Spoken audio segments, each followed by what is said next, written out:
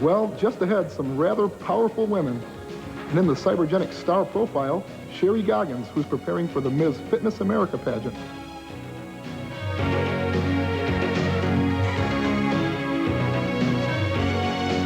When you see the name Ron Baker Motors, think quality with the right price, big selection, and most value for your money. Ron Baker, Bill Bell, and Dave Clark invite you to visit their spacious facility at the Elm Grove Crossing Mall. Ron Baker is one of the largest dealers of pre-owned vehicles in the tri-state, with an impressive assortment of cars, vans, and trucks just waiting to be test-driven. Stop by today. There's always plenty of free parking at Ron Baker Motors, Elm Grove Crossing Mall, Wheeling. When my name's on it, you can rely on it. Please don't adjust your set. What you're seeing is a radio commercial in progress. Not very exciting, is it? Isn't it ironic that some advertisers still pay more for this on radio than for television? Get the facts by calling Northeast Television Advertising at 242-5626. Oh, I'm sorry. That's better, isn't it?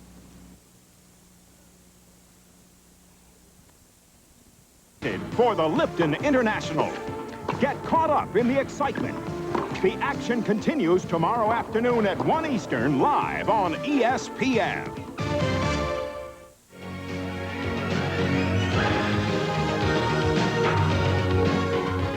Well, we've heard a lot about it. So after a couple of years, we thought we'd finally see for ourselves. What am I talking about? Just watch. It's unbelievable. When it comes to Eastern bodybuilders, the cold weather of winter signals it's time to beef up, get into heavy power training, and prepare for the next contest season. And of course, we're talking about those heavyweight men, right? Wrong. Each year, local New Jersey promoters Kenny Castle and Bob Bonham challenge the women of iron with an event that's one of a kind. The Women's Strength Extravaganza brings the strongest ladies in the sport together to demonstrate their power in a variety of strength movements. In the first event, these Wonder Women perform as many bodyweight chins as possible, and the winner was Hungarian-born Julia Kover, who grunted out an amazing 34 reps. Then they moved into bodyweight dips, a notoriously taxing event, with every woman putting out serious effort, both for individual achievement and group camaraderie. Everyone has a chance to kind of work together and support each other, and not under the stress of competition and dieting and everything. It's a lot more fun because you're more like training partners. And we wanted to see how far we can push ourselves in front of people. So you get a high because you're on stage, and you also get the endurance and the strength, and it's more powerful. So it's a different type of feeling. Each woman then maxed out with arm curls, matching half her own body weight for as many grueling reps as possible. Come on, bring it up. Yes, do it. That's 31. By this point, their upper bodies were nearly wasted, so MC and trainer of champions John Perillo decided to offer some mercy and switch to legs. Gee, ladies, how about some squats? And when it comes to quads, don't try to intimidate Junior USA champion Christina Petrarca. Trainer Bill Malini has done his homework with her at Paul Wilson's Powerhouse Gym in Rhode Island. It paid off with Christina blasting 240 pounds an unbelievable 33 times. And as if that wasn't enough, we think Bill pulled out his cattle prod and jolted Christina into winning the bench press, too. She maxed out with 160 pounds on the bar, pumping it out for 26 reps. But even with all the hoopla, isn't this a bit overboard? Off-season muscle women pushing it to the limit?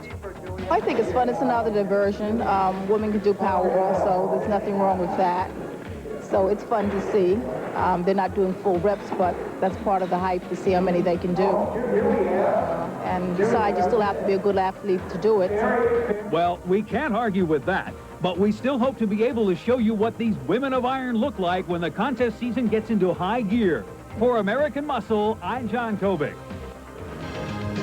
Well, not all female lifters allow themselves to get heavy during the winter. In the Cybergenic star profile, Ms. Fitness America contestant Sherry Goggins shows why fitness is her year-round passion.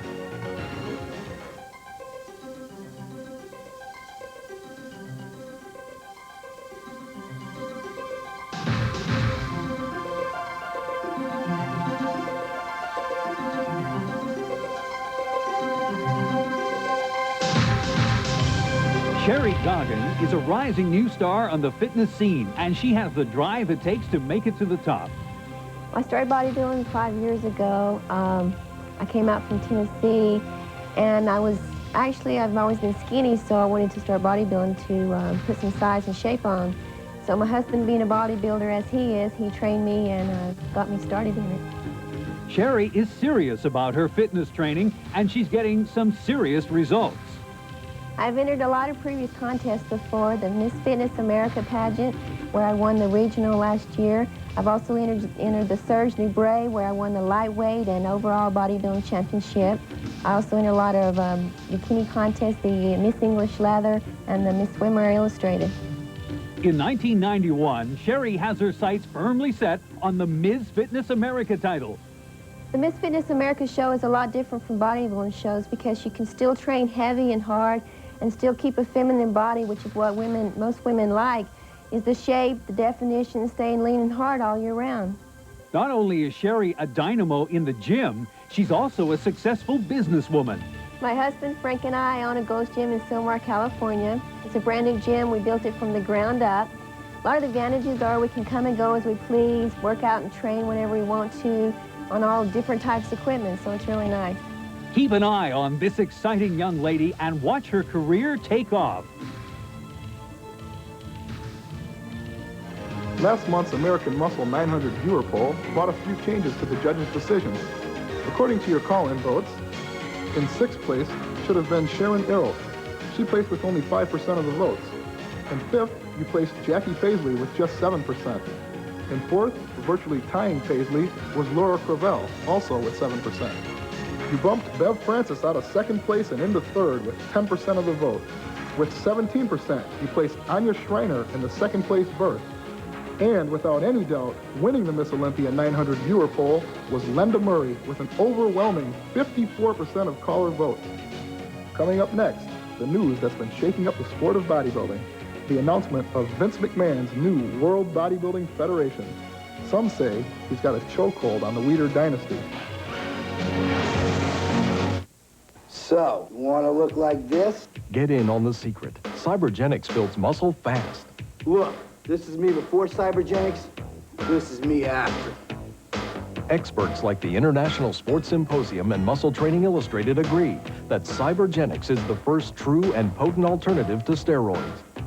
In 60 days, you can put on 20 pounds of muscle. I know, because I did it.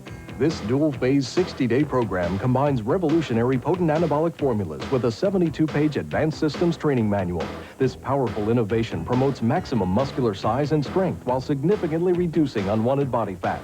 Act now and you'll receive Cybergenics the video, a must for amateurs and professionals alike. Don't miss out. This $39 value is yours absolutely free through this special TV offer. Call now. To order Cybergenics for $139.95 and receive your free training video, have your credit card ready and call 1-800-635-8970. Subway's Cold Cut Combo. It starts with a foundation of the freshest bread anywhere. Baked every 4 hours in every Subway store. Then cheese, 3 kinds of meat, and whichever of our 9 tasty fixins you choose. Total construction cost, $1.69. It's time to eat. Subway 6-inch cold cut combo. For $1.69, we can build one for you.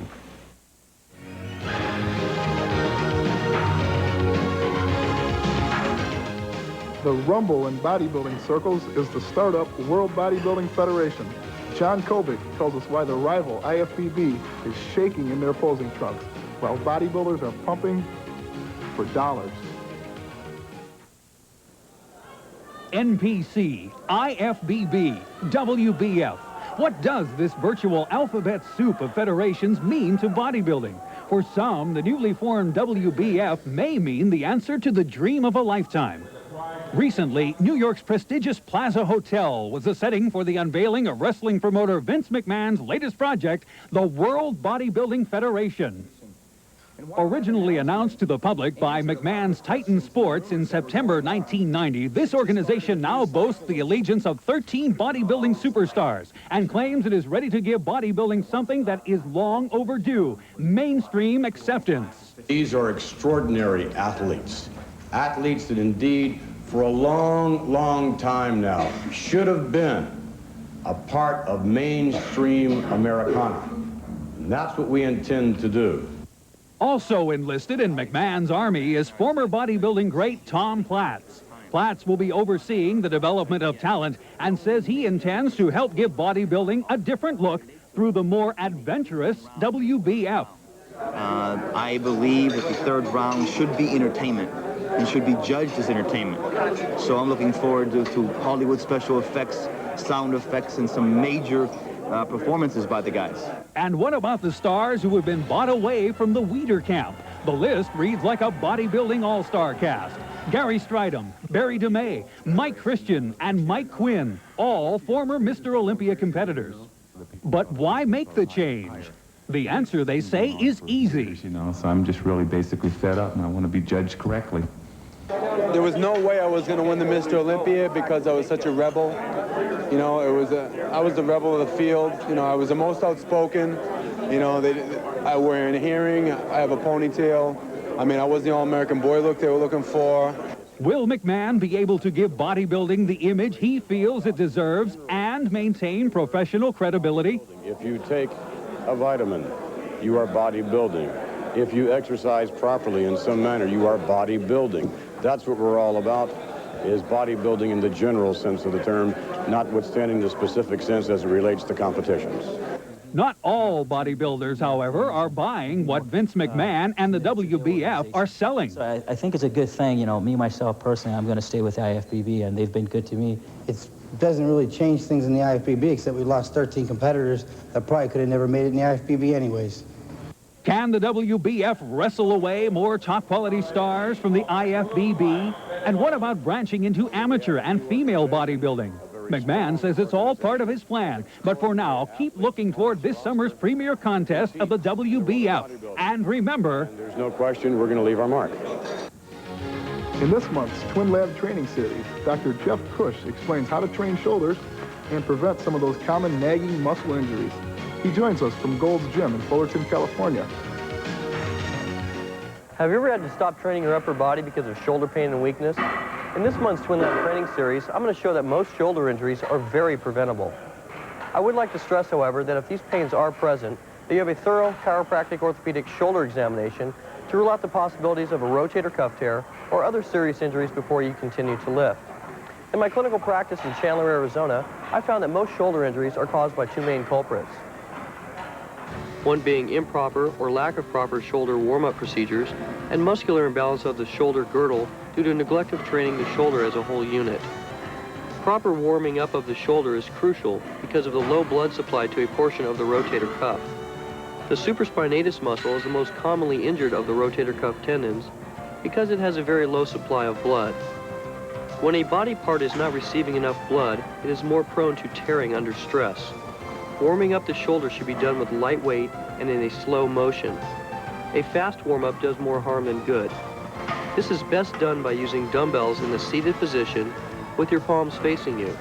As you press them upward, rotate the hands so that the palms face away from you at the top of the movement. This causes rotation of the shoulder and warms up the rotator cuff as a whole with one exercise. 2 to 3 sets of 15 reps is more than sufficient. The second cause of shoulder injuries that I see is muscular imbalance. This is usually caused by lack of training of the back part of the shoulder. This causes unequal stress on the rotator cuff, thus causing tears. Many beginning and novice lifters seem to do a good job of training the front and middle deltoids, but never train the rear deltoid. This is accomplished many ways, either with cables or dumbbells. Start by bending over and using light dumbbells, raise the arms up so that they are level with the body, and hold for 1 second. Do 10 to 15 reps. A few hints about training with a sore shoulder are: cease doing all flat bench with a straight bar, and if you supplement your diet with vitamin C and zinc, this will help you strengthen your tendons and prevent further injury. Next month, I'll discuss the benefits of muscular massage for the bodybuilder. Until then, this is Dr. Jeff Cush for the Twin Lab Training Series.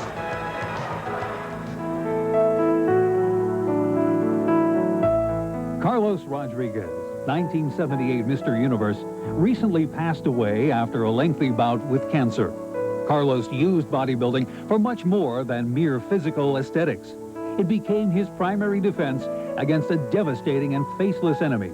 Through his courageous battle, he inspires the best in all of us. Carlos Rodriguez, a true legend of bodybuilding.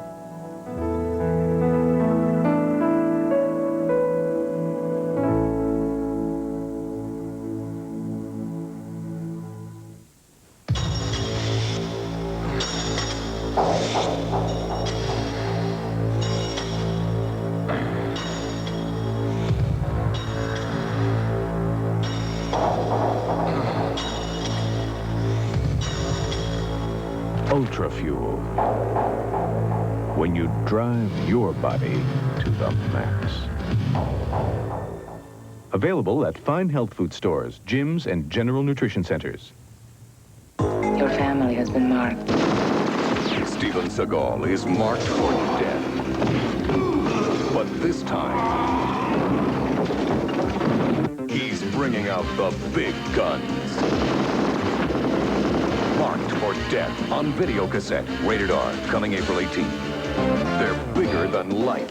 Giant-sized Marked for Death and Predator 2 posters are waiting to hang on your wall. Check your local video store for details. Live, Top Rank Boxing on ESPN. The place where fighters have stepped into the ring as unknowns, made the right connection, and emerged as champions. You gotta knock them off the winches, all right? Olympic hero Michael Carvajal. The IBF title is his, and he's not giving it up without a fight against challenger Javier Vargas. It's another championship Sunday on Top Rank Boxing, live on ESPN.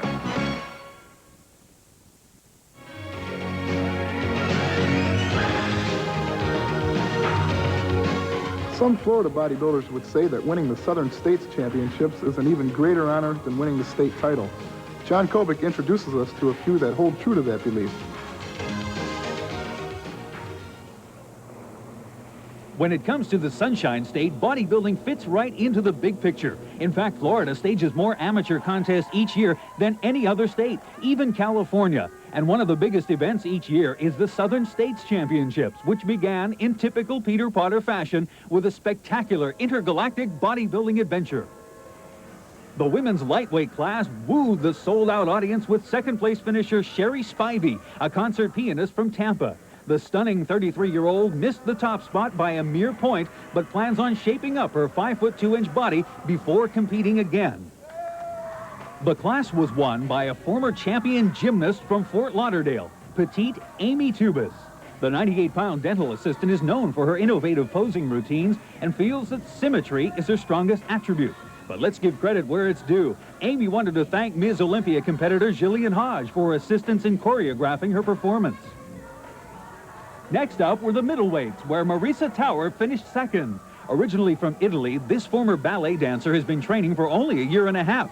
But that didn't stop her from capturing her class at the Tough Gold Cup competition in '89. Marissa also utilized an all-protein diet to drop fat for the show. Middleweight winner Sharon Dombrowskis has been bodybuilding for 6 years. She started competing in her native Virginia, but since moving to Florida and basking in the sunshine, Sharon's drive to keep her body fit took on a whole new dimension. Sharon plans to continue her streak at the 1991 USA and Women's Nationals. Runner-up in the women's heavyweight division was 25-year-old former Ms. North Carolina Jody Knox. Once a competitive swimmer, Jody is also preparing for the Nationals, but she admits that she needs to fine-tune her pre-contest diet in order to place higher. The heavyweight and overall winner was Orlando's Etta Timmerman, or E.T. as her friends call her. She began bodybuilding to rehabilitate a knee ravaged from years of volleyball, and continued training after muscle gains came remarkably quick. Just 2 weeks before the show, Etta took second place in a bikini contest. But bodybuilding is her true love, and over the past year, she's packed on size through powerlifting. I did some powerlifting to gain some extra muscle size to try to compete with the girls that are bigger than I am, especially since I'm a heavyweight competitor. And it paid off real well, but the food part took over from last August through December, and I went home for Christmas, and that's all she wrote, about 30 extra pounds that I had to get off. So I'm looking forward to eating pizza tonight. I've been dieting nonstop for 8 months. The teenage middleweight and overall champion was Miami's Alex Rodriguez. He recently won the 1990 Team Florida title and is a former training partner of George Betancourt, who edged him out for the teenage national title last year. The 19-year-old wanted to dedicate this, his final teen competition, to his wife and father-in-law, who also competed in the Masters division. In the men's open middleweight division, second place went to natural competitor 24-year-old Kelvin Ned from Fort Pierce. Kelvin has only been bodybuilding for 1 year, but has always been physique conscious, dating back to his days on the gridiron. The 5'6", 169-pounder is a teacher for emotionally disturbed children and eventually wants to compete nationally. The light heavyweight winner had already taken the middleweight class at the Southern States 2 years earlier. 24-year-old Frank Sane from Miami used his symmetrical and chiseled 176-pound body to storm the class. With some better trap and lower back development, Frank could dominate nationally. The middleweight and overall title was taken by a 32-year-old dentist from Wisconsin. Dr. Bill Wong, a former professional ski racer and junior Mr. Wisconsin title holder, has the kind of total muscular package that judges look for in an overall champion. And for training, the veteran lifter decided to try something new this time around. I wanted to add some thickness, so I changed my training strategy a little bit. I went a little heavier, actually as heavy as I could, for about 8 reps. You know, doing that type of training, and then the diet aspect of it too. Just monitoring the diet and keeping that so it would hopefully gain the mass. An event drawing some of the best physiques in the South, the Southern States is always a thrill to cover. For American Muscle, I'm John Kobe. In this month's edition of Shooting for Success, John Kobe explains how the new law regulating anabolic steroid usage and distribution can set your training back further than you think. A new federal law has dramatically increased the penalties for selling and possessing steroids. The Anabolic Steroids Control Act makes any drug or hormone related to testosterone a Class 3 controlled substance, like codeine and other stimulants. Mere possession of steroids can now bring a year in jail and a $1,000 fine. Anyone convicted of selling steroids can be sentenced to 5 years in prison and $250,000 in fines. At the Drug Enforcement Administration in Los Angeles, a new era of enforcement takes a grip on unlawful steroid use. We are extremely serious about doing our job in this area, and we will commit whatever resources are necessary to get the job done. Yet the DEA also hopes athletes will get the message without being arrested. I'd like to seriously tell all athletes, don't use drugs. They have a dual responsibility, not only to themselves, but to the public in general. And the best thing they can do is stay away from all drugs, including steroids. Author and drug-free bodybuilder Dave Tuttle feels that with these new laws, it makes even more sense to stay natural. Well, I've always felt that training naturally is the healthy way to go. You know, now it's the only legal way. You can't win contests if you're stuck in jail. The federal government has already convicted several well-known bodybuilders, including professionals and former title holders of the USA and Mr. America contests. Yet some athletes question the wisdom of the anti-steroid drive. Some feel the law will make doctors hesitant to do blood testing, resulting in even more health problems. Others find the campaign hypocritical in light of the government's relaxed attitude toward alcohol and tobacco. Even so, athletes now face a personal decision about taking these risky drugs. Next month, we'll look into the controversy about the long-term effects of steroids. To learn more about natural bodybuilding, pick up a copy of Forever Natural, How to Excel in Sports Drug-Free. Here's my favorite part of the show, John Romano's Supro Muscle Meal. This month, John's got something perfect for the bodybuilder that's on the move. Hi, today I'm going to make pasta salad with grilled chicken. It's a great combination of complex carbohydrates and lean protein. It's low in calorie and it's really easy to make. First thing we're going to do is start with 2 cloves of garlic. I'm going to crush them to peel them and then mince them up really fine with the knife. Skin pops right off when you crush them first. And just start chopping. That should be fine enough. Next thing we're going to do is take 2 teaspoons of extra virgin olive oil and put it in the pan and get it hot. Extra virgin olive oil is very flavorful, so you only need a little bit, and that reduces the calories. Just take the garlic, throw it in the pan, and let it start to cook. Once the garlic is browned, I'm going to add 3 ounces of cooked pasta and toss it around to coat it. You can use any shaped pasta you want. I like rotini. Then you're going to add it to a bowl, turn off the heat, and add 3 plum tomatoes that have been chopped, about 1/2 cup of chopped basil, 1/2 teaspoon of salt, and about 1/2 teaspoon of crushed black pepper. Then toss it all together.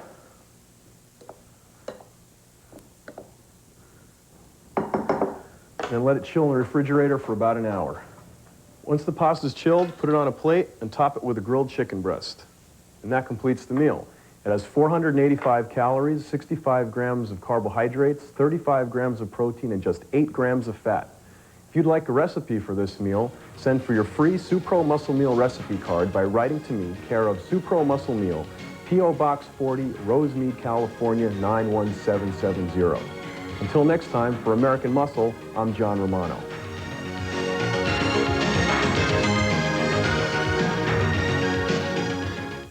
Strong muscles need protein, but not just any protein.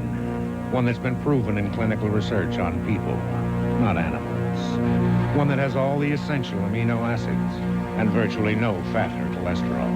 Now, there's a protein ingredient so effective. Not only is it in many of today's top fitness supplements, it's earned its own name. Supro. Look for our name on product labels at GNC and other fine stores. You know, for the smallest jobs to great American homes, the paint more people count on is Sears Weather Beater. Guaranteed to last for 15 years, no matter where you live, no matter what the weather. For the paint, for the craftsman tools, guaranteed to last. Count on Sears, the home of America's craftsmen. And right now, Weather Beater Premium Satin Finish is on sale at our lowest price of the year. Only $13.99, only at Sears. Welcome to Mountain Man 101. Let's begin. This is a mountain man. Notice his love of great natural beauty, his instinctive resourcefulness, his healthy respect for a fine pair of cowboy boots. However, the easiest way to identify a mountain man is to look at his hands, which will no doubt be holding a smooth bush beer or an easy drinking bush light. So, head for the mountains and learn to live life as a man among men.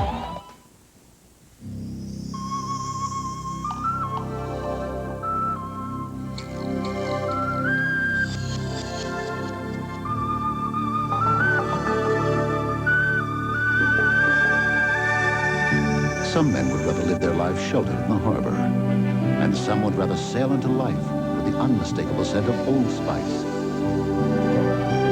Clean, true, and classic. Old Spice, one of the legends of the sea.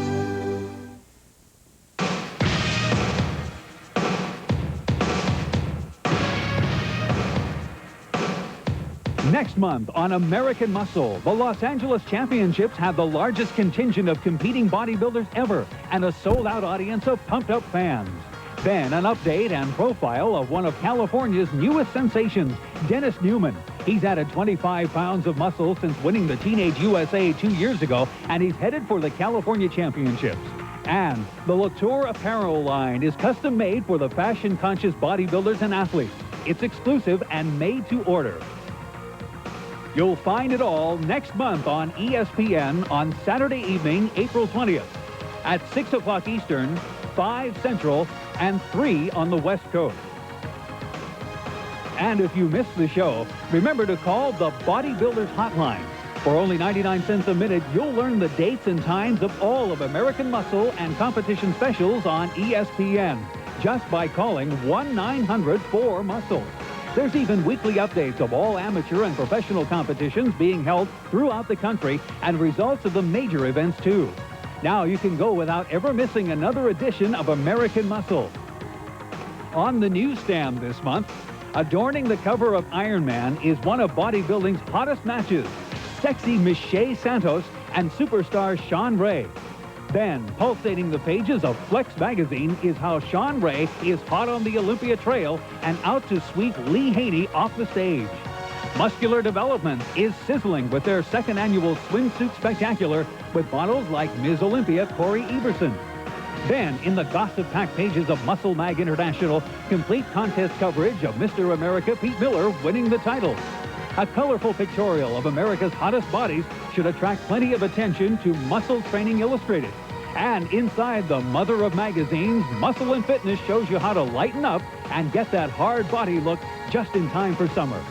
All of these fine magazines are available this month on the newsstand. Some of the events that we'll be covering this spring include the Southern New England Gold Classic in New Haven, Connecticut on April 20th. Appearing will be Eddie Robinson. Then the highly publicized Niagara Falls Amateur Grand Prix, which is held in conjunction with an IFBB Mr. Olympia qualifier. It's on April 27th and should be an exciting weekend for contestants and fans alike. And the most competitive event in Southern California, the Orange County Muscle Classic on May 11th. This year, it's back at the Knott's Berry Farm Good Time Theater. Then, the Eastern Seaboard in Atlanta on June 22nd. Last year, it was the biggest amateur contest east of the Mississippi. The Ms. Fitness America Pageant Summer Series is gearing up. It's not for muscle women, but for ladies who are toned and fit and want to compete for America's most prestigious fitness title. And this year, the Ms. Fitness America pageants are being held in conjunction with the greatest amateur bodybuilding contest ever held. Muscle Mania Summer Series comes to America. Both the Ms. Fitness America pageant and Muscle Mania Series starts in Philadelphia on August 23rd and 24th. They're being held at the Civic Center's Philadelphia Hall. Then on Labor Day weekend, the series moves to Dallas, Texas for some down-home excitement. It will be at the Dallas Convention Center. Atlanta's next for the Fitness and Muscle Extravaganza, held at the Georgia World Congress Center on September 6th and 7th. Then the series takes a week's respite for the Mr. Olympia contest, but returns on September 21st and 22nd and heads for Chicago, Illinois. It's being held at the beautiful Star Theater in Maryville, Indiana, with enough entertainment for a whole weekend outing. The 1991 season tour climax is in San Diego, California. The historic Symphony Hall is set for September 27th and 28th in a vacation land setting right on Mission Bay. For contest entry information for both Ms. Fitness America pageant and Muscle Mania, write to the contest of your choice at Post Office Box 40, Rosemead, California, 91770. Start scheduling your contest training now for the Ms. Fitness America pageant or the Muscle Mania Summer Series.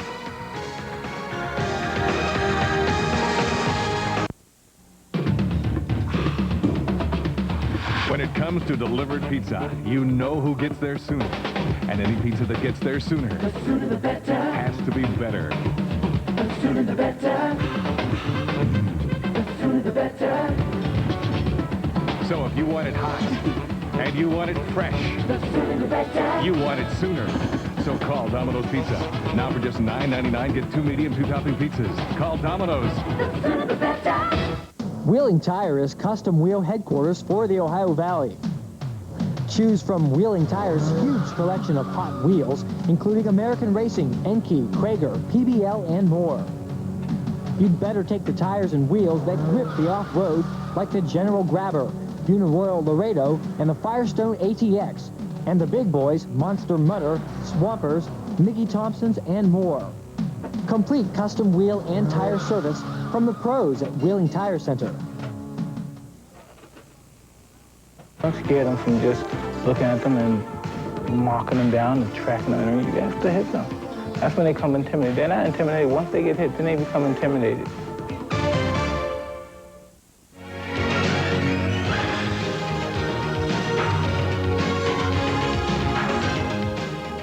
Photographer, writer, and filmmaker George Butler is the man responsible for the book and films Pumping Iron, both of which helped catapult a young Austrian bodybuilder named Arnold Schwarzenegger into super celebrity status. In Butler's newest work, Arnold Schwarzenegger, A Portrait, he presents 100 stunning black and white photographs.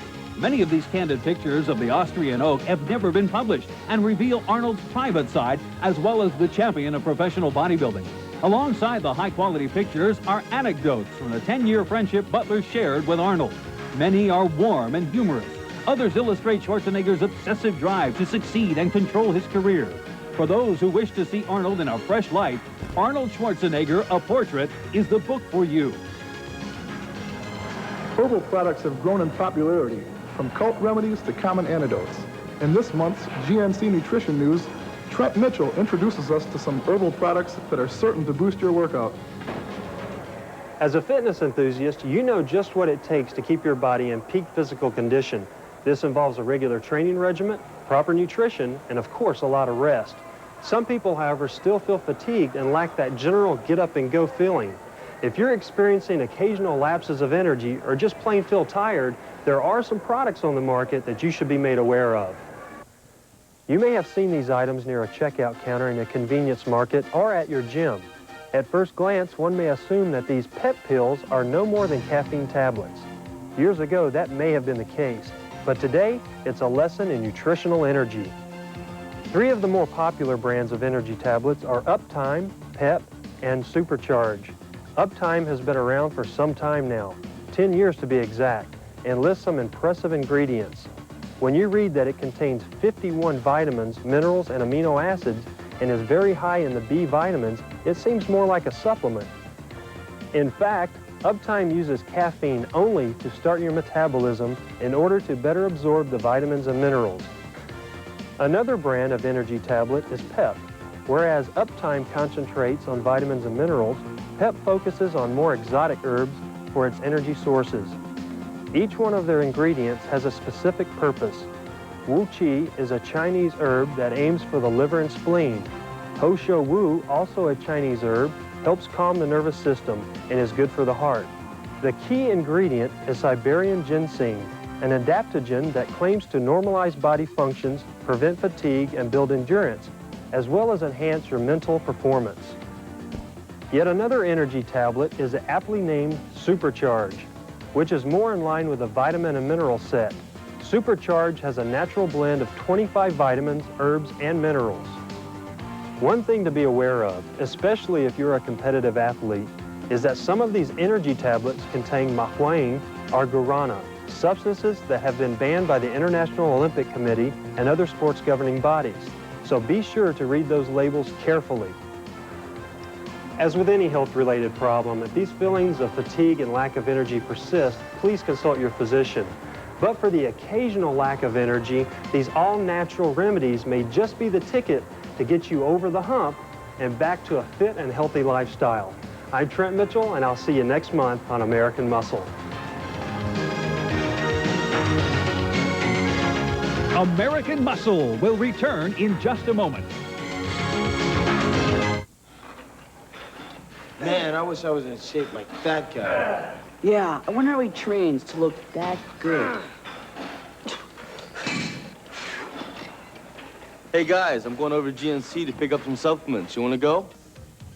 Now at GNC, Pro Performance Weight Gain Formula with Supro Protein, all the essential aminos plus 25% more calories than standard weight gainers. For the beginner to the pro and everyone in between, GNC, the authority in sports nutrition. When it comes to delivered pizza, you know who gets there sooner. If you want it hot and you want it fresh, you want it sooner.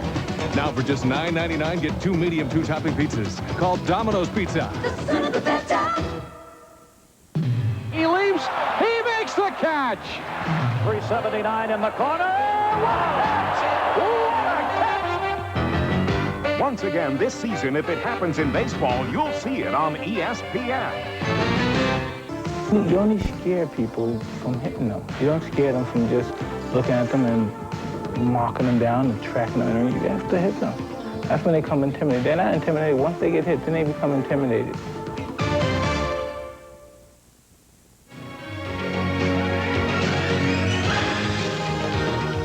American Muscle has been brought to you by General Nutrition Centers, America's leading source for health and fitness nutrition.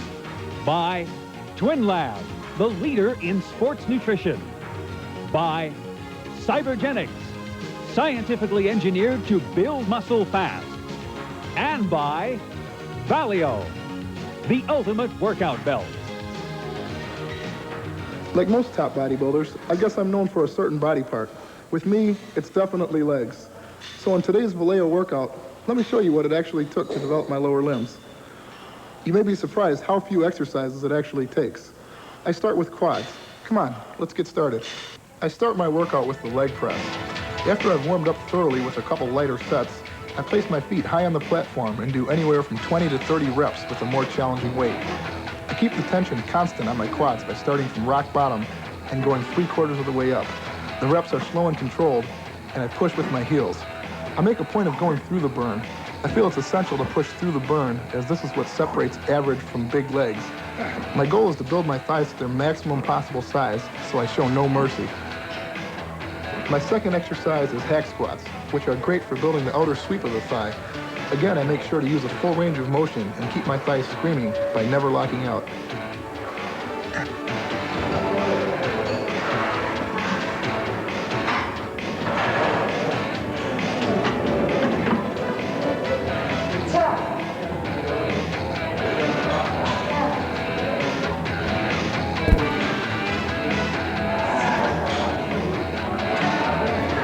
To really torch my quads, I superset hacks with sissy squats. Holding onto a sturdy object with both hands, I descend with my torso upright and power up slowly, doing about 20 reps per set. It might not look too difficult to go through this movement without weight, but believe me, if you've worked viciously on presses and hacks, your quads should feel like they're being ripped off the bone. After this quad cycle, your thighs should feel extremely tight and pumped. Next, I train hamstrings. For me, leg curls don't provide the deep stimulation of muscle fibers I need to feel in my hams. As a result, I rely solely on the straight leg deadlift for size and thickness. With my knees slightly bent, I use a shoulder width overhand grip and bring the barbell from the ground to slightly above my knees, flexing my hamstrings at the top. This gives me the strongest possible contraction. Sometimes I prefer to use dumbbells for deadlifts. They're easier to handle and give more opportunity to vary hand spacing. I like to keep the dumbbells by my side as I rep out my hamstrings, something you can't do with the barbell. Well, believe it or not, that's my whole leg workout. It probably sounds a lot less complicated than many top bodybuilders' routines, but I have always been a believer in using basic exercises for maximum growth. Give it a try for a month and watch your legs blow out to new dimensions. Each month, we ask you to let us know about anyone who's got great potential for bodybuilding, but who's still undiscovered. Just send a photo or video to Post Office Box 40, Rosemead, California, 91770. And if you have any suggestions or comments, let us know too.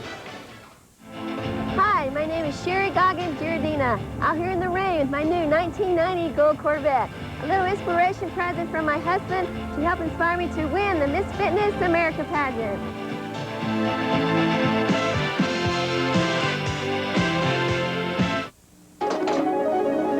What do you do to stay in shape?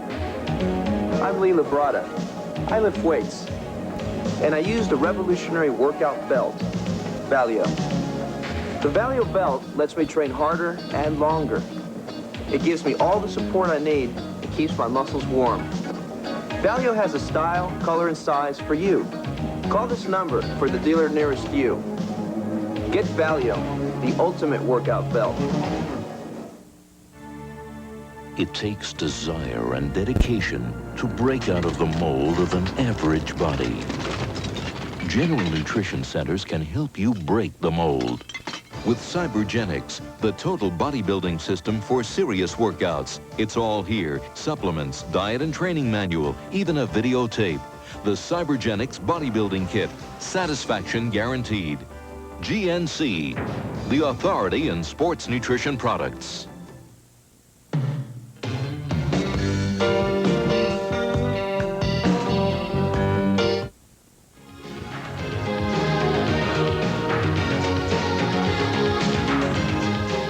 We at American Muscle want to extend our appreciation to our troops in the Gulf for their zealous efforts in protecting democracy throughout the world and galvanizing the American spirit.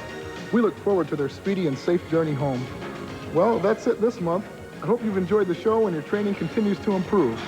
And don't forget, this summer, Muscle Mania is coming. I'm Pete Miller, Mr. America, for American Muscle. Hotel accommodations for our staff have been provided by the beautiful Marina Pacific Hotel on the beach in Venice, California. And remember, we're working for a drug-free America, and we hope you are too. We'll see you next time here on American Muscle.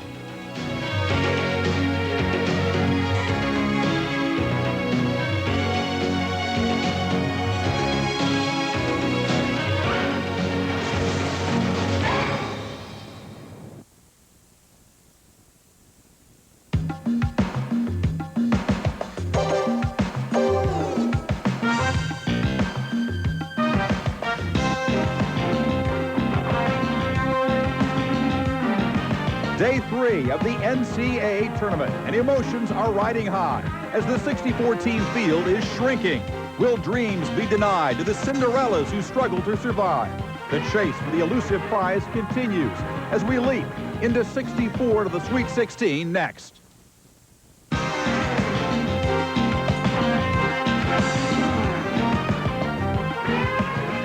64 teams started out revving up the motors and entering the race to Indianapolis. 24 are still alive. Hi and welcome to 64 to the Sweet 16, our hour-long special.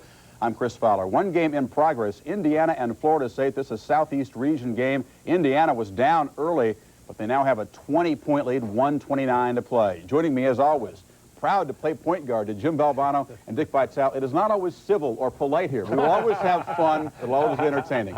Dick, what strikes you about the second-round game so far today? Well, I think the key today is we always hear coaches cry that term, defense, defense wins. Well, today it was pressure defense, it was matchup defense, it was half-court defense. The teams that play defense, they advance. The teams that live by the J, baby, they pack the bags, and it's time to hit the baseball. We'd like to see that all that defense led to thrilling finishes, close games, but it wouldn't be true. That's right, Chris. You always think of NCAA players' last-second shots, great buzzer beaters, but instead last year, 12 games in the second round were determined by 4 points or less. Not this time around. Right? No game was closer than 9 points today. We'll start out in the East region here. Oklahoma State taking on North Carolina State, a second-round game of Cole Fieldhouse in Maryland. A lot of characters in this game. You have Fire, Ice, Phantom, Lord Byron, Baby Huey, the 6 seed against the 3 seed. There is Mr. Ice, and he was ice cold. Comes around the double screen. Rodney Monroe of State missing the jumper right there. Cowboy defense also all over it. Byron Houston, the rejection from behind. Meanwhile, watch the foul line right here. Chris Corciani. They call him for a moving screen. Corciani, the fire part of the tandem, frustrated all day long by foul trouble. He was playing tentative after that. Byron Houston gets the alley-oop from Sean Sutton. Houston had 25 points. Now watch here. This is the curl double play. The Oak State bench calling for it. And Houston goes baseline around the double screen, hits the jumper. Thompson couldn't get there in time. A 19-zip run for the Cowboys. Bryant Feggins muscles in for State, gets the rebound, puts it back in. The lead cut back to 2. But then the Phantom, Cornell Hatcher, finds John Potter in the waning seconds underneath. That ices the game. The Suttons, Eddie, that's your son. Hug him. Don't just shake his hand. You're going to the Sweet 16. 73-64 is the final for Oklahoma State. Look at the free throws. 27 of 29. Corciani, 15 points and 6 assists. Byron Houston, the hero for Oklahoma State, 24 points, 12 rebounds. He had 4 assists. He is a big-time player. Dick likes him as an All-American next year. Meanwhile, Rodney Monroe, North Carolina State's ice backcourt, half of the tandem, ends his career on a down note. Normally a very clutch player, but today just 4 of 16 field goals, 2 of 5. I'll tell you, that is not, he's normally a clutch player, and it's not the guy that you expect to have a bad game. Afterward, Eddie Sutton talked about the defense that maybe contributed to those numbers. But when you look in the ACC, I'm not sure that through the years, not that you see hard-nosed man defense being played quite like we play it. I think many times in that conference, you don't see that aggressive, denial-type defense where you're keeping the ball out of people's hands. And I think if you don't see that and you don't have that opportunity to work against it, then all of a sudden here it is. That makes it tough. You spent some time in the ACC. Do you agree with that? I'm absolutely shocked. I know that Eddie is happy to be back coaching again, but I don't know. I think of teams like North Carolina and Duke tend to play a little in-your-face denial defense. And I remember going up against Eddie a couple of times when I was coaching at NC State. We played when he was at Arkansas and also he was at Kentucky. And very surprised at those statements. Yeah, he's proud of the Big 8 defense. Like, what about the ACC teams? Well, I think the ACC, when you think about Duke plays great pressure defense. They really deny it. And you also think about North Carolina when they get into their denial and they really get into the scramble defenses. I don't know if Eddie meant it the way it came out. I thought what he basically was trying to say is that we play right now very physical, aggressive defense because Eddie right now is rejoicing, and he should. Come back Coach of the Year, having a great, great turnaround. But I felt like Jimmy felt. I was absolutely shocked when I heard that statement. It happens to you a lot, Dick, doesn't it? You always say, that's not what I meant. Me? Do I ever say anything like that, Jim? Speaking of physical and aggressive, Byron Houston, Jim, for Oklahoma State on the offense, they set a lot of screens for him. State really couldn't get around the screens to get to him. He's a great player. There's no question about it. I also like their terminology, the curl and all that stuff. We're getting like football now with all those terms. Let's take a look at one of the plays that they let Houston run around those screens. Well, this is, we talked about clubs who set up three-point shots. We know that Michigan State does it for Smith. We know that Wisconsin, Green Bay does it. Well, NC State does it also for that man, Rodney Monroe. They're setting up double screens for him. And here's Chris Korcheny. It's a little bit misdirection. He's going to go to the right. Watch Monroe. He's going to take his man to the baseline, then come back over double screen set by Fagans and Thompson right there. You also have Gugliotta, who might go back door. But there's the double screen, which is going to be set right there. You can see the defensive man is going to be set up by Monroe, taking a step to the baseline, coming up. They hope to catch that man on a double. They also have Gugliotta, who could take a back door that occupies the right side of the court. And yes, Oklahoma, I can't believe it, Eddie. The guy is trailing. He's trailing. Right there, he made a mistake. But Houston is hedging him right there. He does a great job. Not only is he a great offensive player, he's a great defensive player. And then, yep, they converge on the ball. Three guys, three Cowboys all over it. In fact, that wound up a turnover and went the other way. So, yes, Eddie Sutton, you do play good defense, but let's have other people talk about it. And State's all-time leading scorer, Rodney Monroe, ends his career on a frustrating note. Meanwhile, Richmond taking on Temple. Richmond, the first 15 seed to ever advance to the second round. They shocked Syracuse in the opening round. And Temple, speaking of defense, Temple playing a lot of defense. They have that matchup zone that they unleashed right here. Temple causing problems right there. Mark Macon picks the steal off, goes in for the jam. Owls by 1 at halftime. And Dick Tarrant, this is a frustrating day for him, trying to solve that Temple defense and trying to deal with the size inside from the weak side. Mark Strickland with the dunk. The Owls by 10 points at that point. Great hustle. Terry Conley slapped to the ball, rejected by Mick Kilgore, but Kenny Woods for the putback, and the Spiders hung tough. Then sophomore Chris Fleming fires in the three. 28 threes attempted for Richmond. That was a school record. Spiders back within 2. 7 minutes left. Watch. 2 shots in the face. Woods poked by Jim Shields, then Macon. He was lost for the game. And Macon finishes the Spiders off. The backbreaking three-pointer. He had 20 points. And the Owls leapfrog their way into the Sweet 16. The final is 77-64. Macon, as I said, had 20 points. Nice ball game for Mick Kilgore. He had 18 points and 3 assists. Temple made 11 of 14 free throws in the final couple of minutes. In fact, they shot free throws very well for the second consecutive game. Look, for the tournament, 40 of 49. They've gotten to the line 49 times. The opponents have gotten to the line just 19 times. After the ball game, Mark Macon talked about his team's success. Right now, the chemistry is starting to come around. You know, the potatoes in the pot, the chicken's in the pot, and now Mark Strickland is adding the tomato paste. Final question on the right side. Coach, who's going to eat it? I'll tell you, their opponents are eating it so far, Dick. What about Temple's defense? Cheney coaches the tough matchup zone. Well, first of all, is that Peter Gillen? I mean, we're talking about Belgium, waffles, the whole bit. I mean, Macon's learning. He's a great kid, by the way. He picked me up at the airport last year, and he said, we're going to have a great, great team this year. And they're playing great defense right now. The last 5 games, they've given up 65 points a game. And it's that matchup defense. They do a sensational job with the matchup. When we talk about the matchup, right here we see it. Every guy plays a man in the area of the floor. See how they match up with every guy in their area of the floor. And what's really important in the matchup defense, you must communicate. When cutters go through, there must be tremendous communication with each other in releasing and matching up as they begin their ball movement. There's constant dialogue. Now we see them matching up. That is a little breakdown between Macon and Hodge. But look how they switch, and they get back up in the matchup again. Now here they are again. Look, every guy has a man. Somebody's on the basketball. Now we're in a help defense. We got great help. We see the ball. Look at their eyes, all watching ball, you man. What they do is they tried to show that it looks like a man-to-man defense to disrupt the offense. They want the offense to use their man-to-man attack, but really, you should be almost in a zone attack, force the turnover, and they get a layup in transition. They do a great job. It's very important to have a point guard that can really read the defenses to determine what you're doing. Some schools, what they like to do is have one attack that they'll run against any kind of special defenses. Yeah, what I really like about this is all year long I've been talking about when you go zone, Chris, you give up three-point shots, and the three-point shot will eventually bury you. If a club shoots 40% from the three-point line, it's like shooting 60%. So I really like the idea, if you're going to play some zone, match up and take away the three. So next up for the Owls, then, Oklahoma State. This will be one of the regional semifinal games we played at the Meadowlands, and that is an interesting matchup. Mark Macon goes back to the Meadowlands, and that is where he had the disastrous performance against Duke 4 years ago, shot 6 for 29. The other half of the bracket has Carolina, Nova, Penn State, and Michigan. Jim, what about, though, that Temple, Oklahoma State game? Well, they're going to have to really handle an in-your-face defense. I know, but they're going to have to, Oklahoma State, handle a Temple team that is really coming together without those analogies about cooking. They are playing very, very well.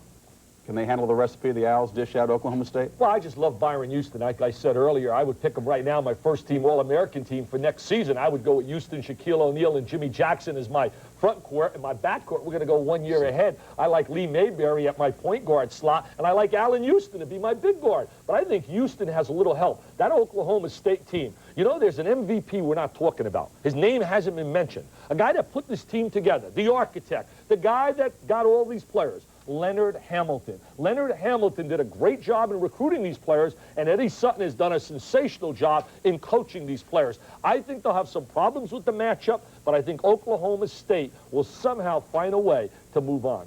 Let's get this, because this could change. This All-American team, that's what I'm saying, could change. Let's get it down again. Excuse me. Down as Mr. We've had now 14 guys on this top 5, Chris. So we can tell you now, final in the Southeast region, Indiana has finished out Florida State, a 22-point margin after the Seminoles led for most of the first half. Calbert Cheney with 24 points. We'll come back. We'll shift out west. Arizona and BYU. Seton Hall taking on Creighton, wins 64 to the Sweet 16 continues after this.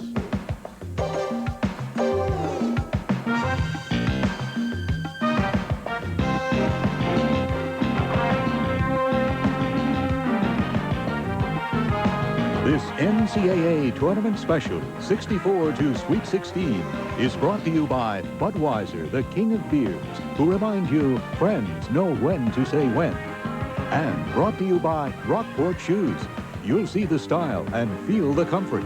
Rockports make you feel like walking. The Mona Lisa has no eyebrows. Venus de Milo lacks arms. Chickens have no lips. Why? Ask why. Try Bud Dry. It's cold filtered for smooth draft taste and dry brewed for no aftertaste. So when it comes to refreshment, nothing's missing. Tony Post is wearing Rockport dress shoes. They're great-looking business shoes, but these shoes are so comfortable, they ran the marathon. They're engineered with Rockport comfort technology. They're lighter than most running shoes, and so shock-absorbent, Tony ran the 26 miles in 3 hours and 2 minutes. Rockports, the dress shoes so comfortable, they ran the marathon. Rockports make you feel like walking. The 5 heartbeats. Come on, let's hear it for them. 20th Century Fox proudly presents a new film by Robert Townsend. Are you ready for me? Are you ready for me? I'm so ready for you. What made them different was their sound. What made them special was their friendship. Are you ready for me? The 5 Heartbeats, rated R. Starts Friday, March 29th at select theaters. If you've ever wondered what it's like to experience the Bavarian Alps, you don't have to go there to find out. Just head for Vail, Colorado and the Sun and Alp Hotel. And you'll get a taste of champagne powder snow and the richest Bavarian cream pie this side of Innsbruck. So if you go, get your skis waxed up and put your Visa card down. Because at the Sun and Alp, they take fun seriously, but they don't take American Express. Visa, it's everywhere you want to be. It was a day to remember for college basketball fans. An upset Saturday for high seeds, thanks to 3 fabulous finishes. DePaul, a powerful #1 Mid-East seed, which featured both Terry Cummings and Mark Aguirre, was stunned by St. Joseph's on a last-second shot by John Smith. Then in the Midwest region, Denny Crum's 4th-seeded Louisville Cardinals appeared on the way to victory when U.S. Reed came up with a miraculous shot to give the Arkansas Razorbacks the upset.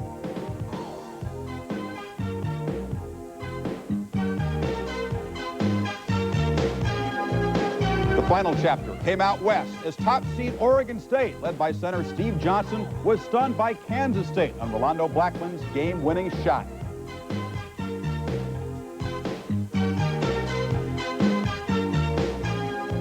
That was upset Saturday. You could call this favorite Saturday. Welcome back to 64 to the Sweet 16. We shift now to the West region. This game being played in Salt Lake City, Utah. Almost a home game for BYU as the fans came down from Provo, the 10th-seeded Cougars, against the Tucson Skyline. Arizona, they look destined now for a meeting with UNLV in the regional finals if they can get past one more opponent. Sean Bradley at 7'6", hanging out with his coach. He had the record in game 1 with 10 blocks in the first round. A couple of blocks right here, but this would not be that kind of dominating day for Bradley. Meanwhile, Arizona, Sean Rooks misses the lay-in, but look at Brian Williams come soaring in for the follow. Arizona by 3 points at half. BYU, trouble in the second half. Ed Stokes rejecting Bradley, and then Nathan Call shoots up over the big guy, but they alter the shot, and BYU struggle like that all day. Meanwhile, Brian Williams had a big ball game. Down low versus Bradley. A little too much quickness. He draws the foul right there. Then Khalid Reeves dishes off to Williams. Big slam with the left hand in Bradley's face. He fouled out for just the 4th time this season. He had 10 points as Arizona rolls on to the Sweet 16, 76-61 over BYU. Williams, 24 points and 11 rebounds. And the Wildcats, 30 of 38 from the free throw line. Now, Arizona has so many different ways to beat you. Round 1 versus St. Francis, they played a zone, and the Arizona backcourt scored 40 points by busting the zone.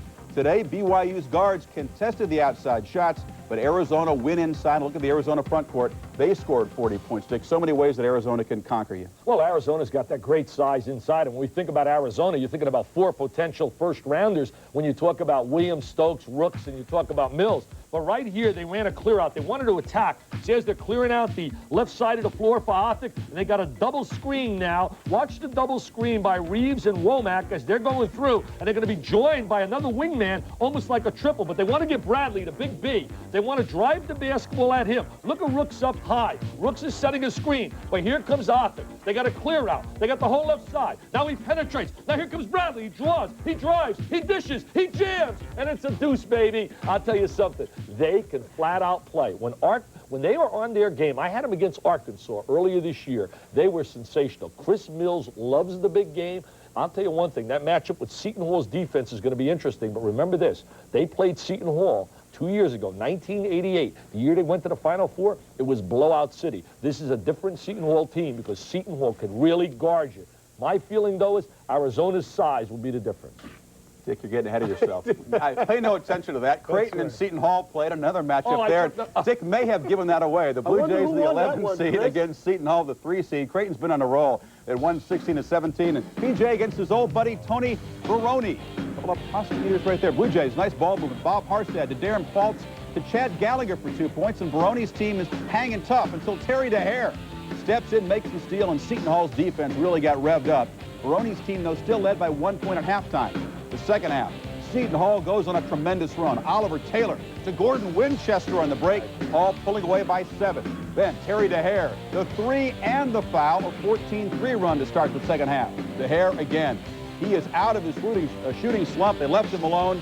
Buries another 3. Pirates by 12 at that point. Seton Hall pushing the ball. Winchester ahead of the field for the slam. Now it's a 14-point lead. Meanwhile, more defense. DeHare strong underneath, though. Gets the shot to drop. The Sweet 16 dreams of Creighton are crushed as Seton Hall moves on 81-69. The Pirates also on a roll, 11-1 in the last 12 games. Anthony Aben had 17 points and 11 rebounds. And Terry DeHare, remember back to the Big East tournament, he was struggling. Today, 28 points, 4 3-pointers. With the fine guard, he was 12 of 18 from the floor. Now, what a difference a half makes. We don't know what was said in halftime right there, but look at Seton Hall. They come out, shoot 64% in the second half for PJ.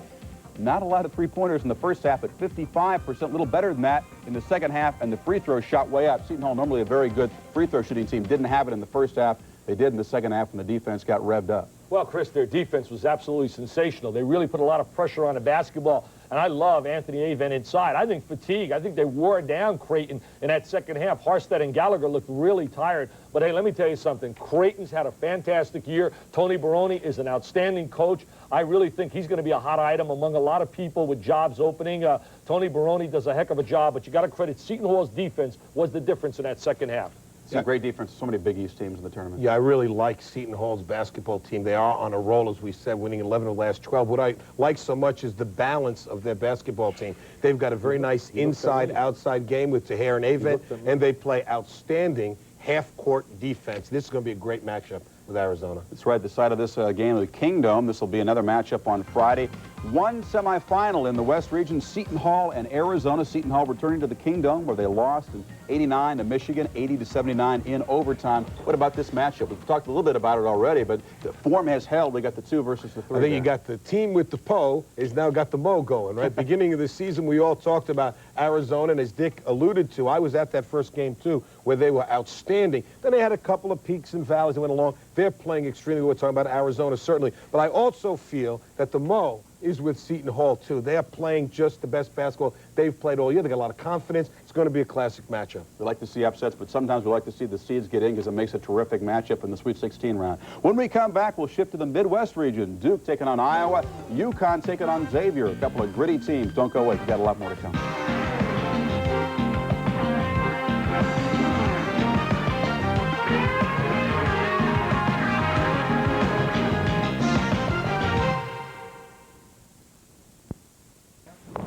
Mr. Galt, that quick printer is here. I don't see what a quick printer could possibly do for this company. Allow me to show you.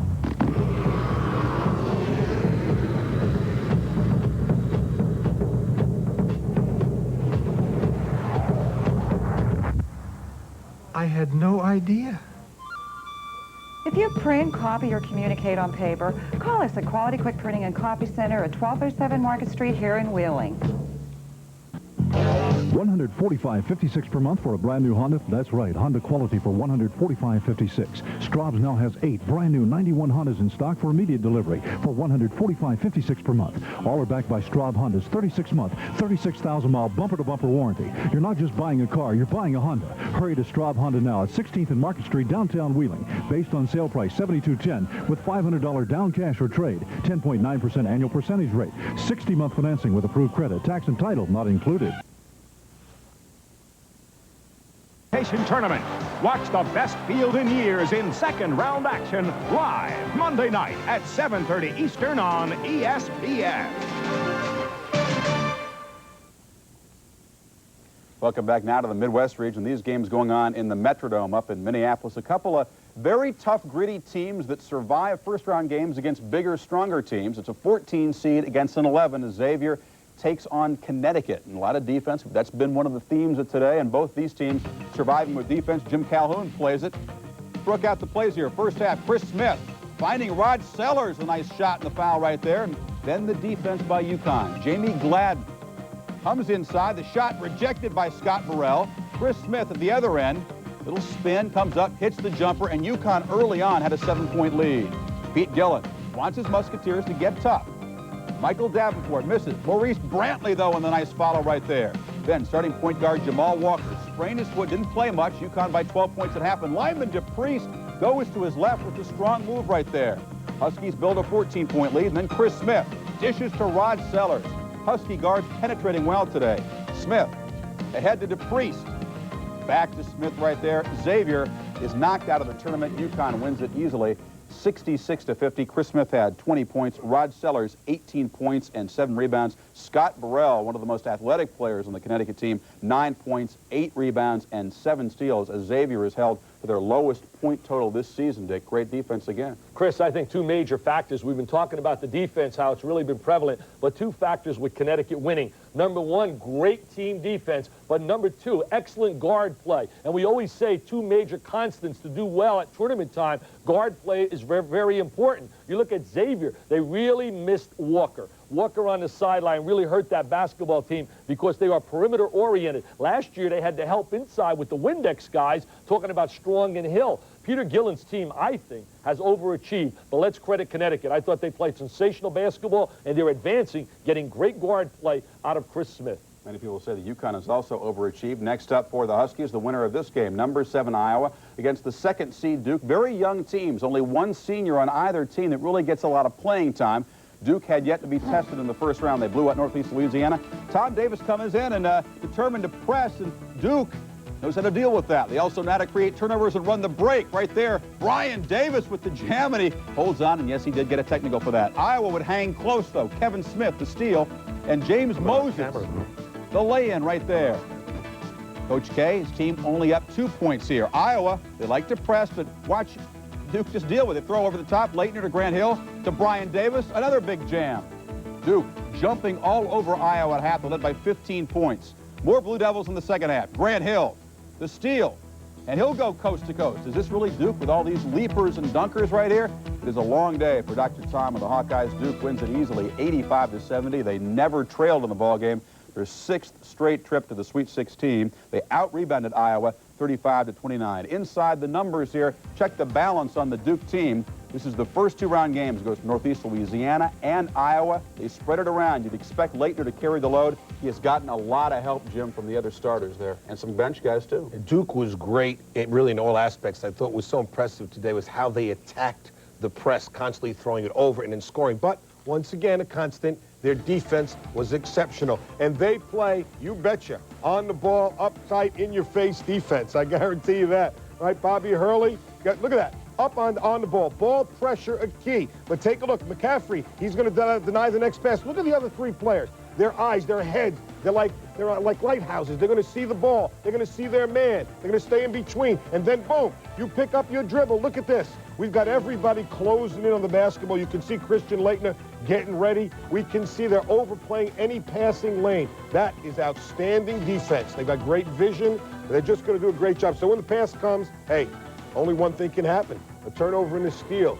Christian Leitner and all of his buddies playing well on both sides of the basketball, offensively and defensively. Certainly are. Next up for the Blue Devils, of course, UConn, a rematch of the championship game in the East Regional when it was 1 seed against 2 seed. These teams will meet, and this is a terrific matchup, Dick, although UConn can't be as effective against Duke as they can with other types of teams. Well, I think when you look at Connecticut, if they get good guard play out of Smith, they can create problems for Duke. I think the difference could be the athletic ability of the Duke players. I love Thomas Hill. If there's been one star in their first 2 games, I think Thomas Hill has become an absolute star. He's very quick. He can shoot the ball. He can score. Grant Hill's getting better and better. I like their 6'6" athletes, and I like their toughness, their mental tenacity in knowing how to win at tournament time. They seem to really do a tremendous job at tournament time. Beginning of this year, the Big East ACC Challenge. The Big East, I believe it was 6-2, if memory serves me correct. Hey, here's a chance for the ACC to come back with a big victory. That's right. Duke lost to Georgetown in the Big East ACC. Let's check now what's going to come up next on the show. We're going to go to the East region, the Southeast region. Check it. It was Indiana, that Florida State game. We can show you what happened in there. And Kansas also took on Pitt, Freedom Hall.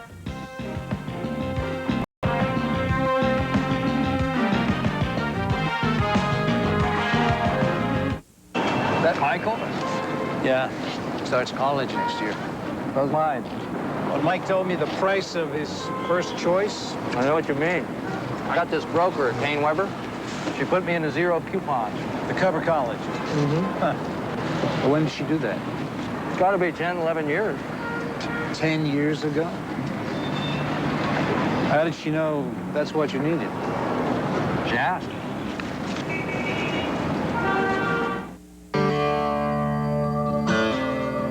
You know, for the smallest jobs to great American homes, the paint more people count on is Sears Weather Beater. Guaranteed to last for 15 years, no matter where you live, no matter what the weather.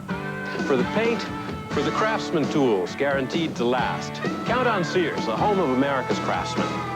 And right now, Weatherbeater Premium Satin Finish is on sale at our lowest price of the year. Only $13.99, only at Sears. Welcome back to our 64 to the Sweet 16. A lot more to talk about. We'll shift over to the Southeast region where Pittsburgh was taking on Kansas. Pittsburgh, a dangerous team, a lot of athletic ability. Kansas, such a fundamentally sound team. A 6 versus 3 matchup. And in the early going, the Pitt folks were excited. They maybe didn't expect to get to the Sweet 16 after closing down the regular season on a down note. 3-pointers, the theme here. Terry Brown nails one. Then Sean Miller for the Panthers. The Jayhawks, Adonis Jordan answers. You sense a theme here. Miller, another one.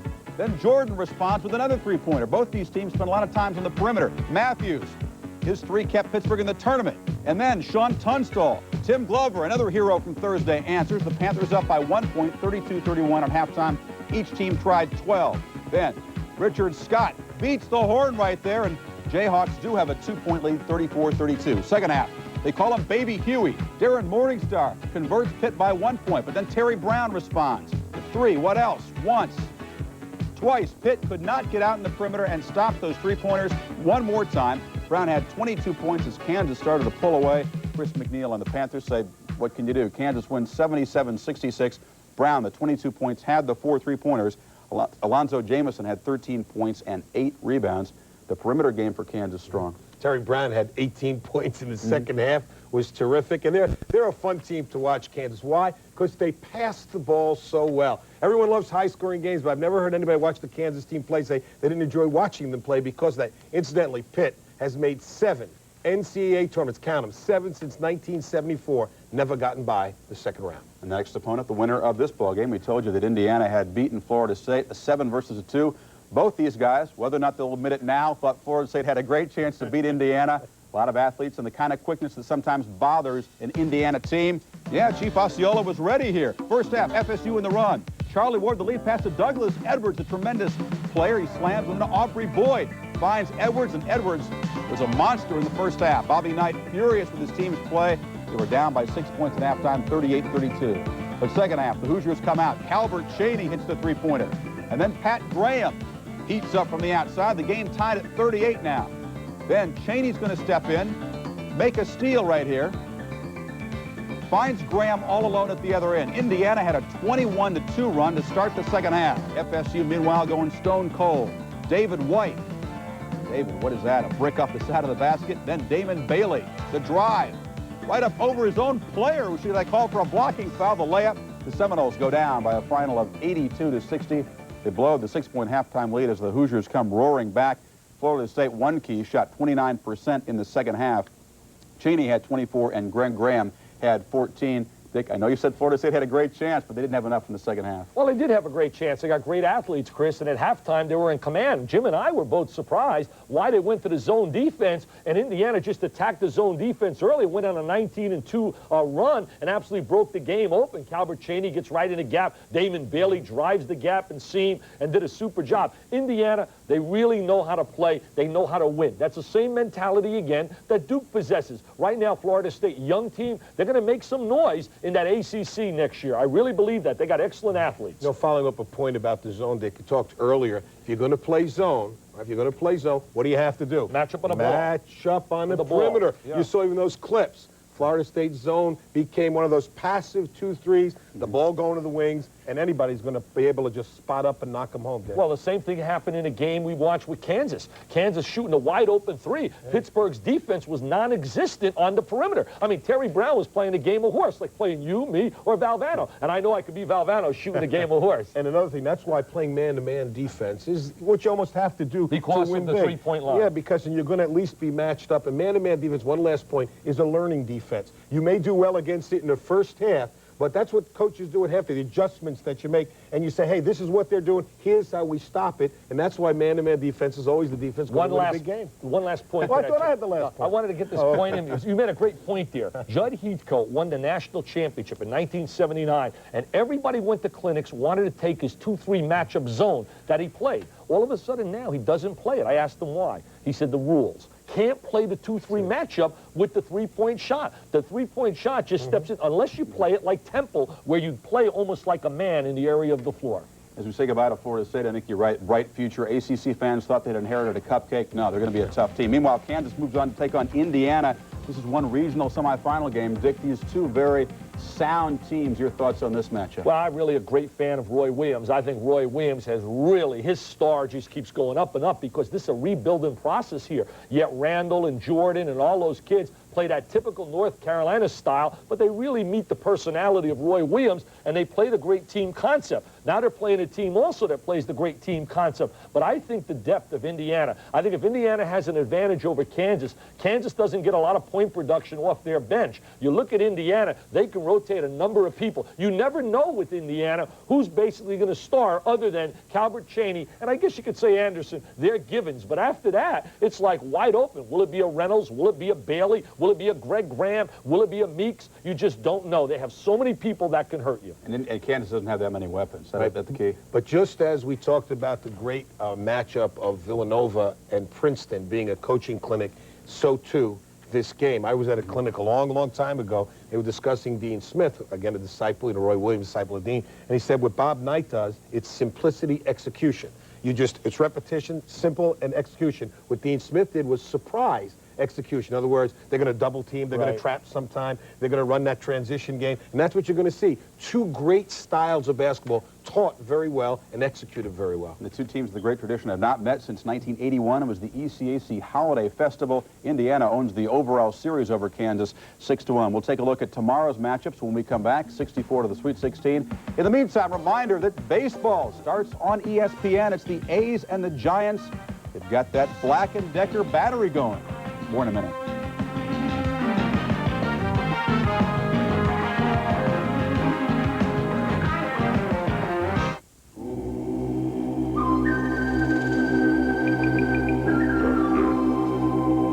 Here's something for all you truck drivers to think about. There's an oil made special for trucks. An oil with the Shell brand. Oil that protects engines when they rev their highest and work their hardest. Think any oil will take care of your truck? Think again. Truck Guard from Shell.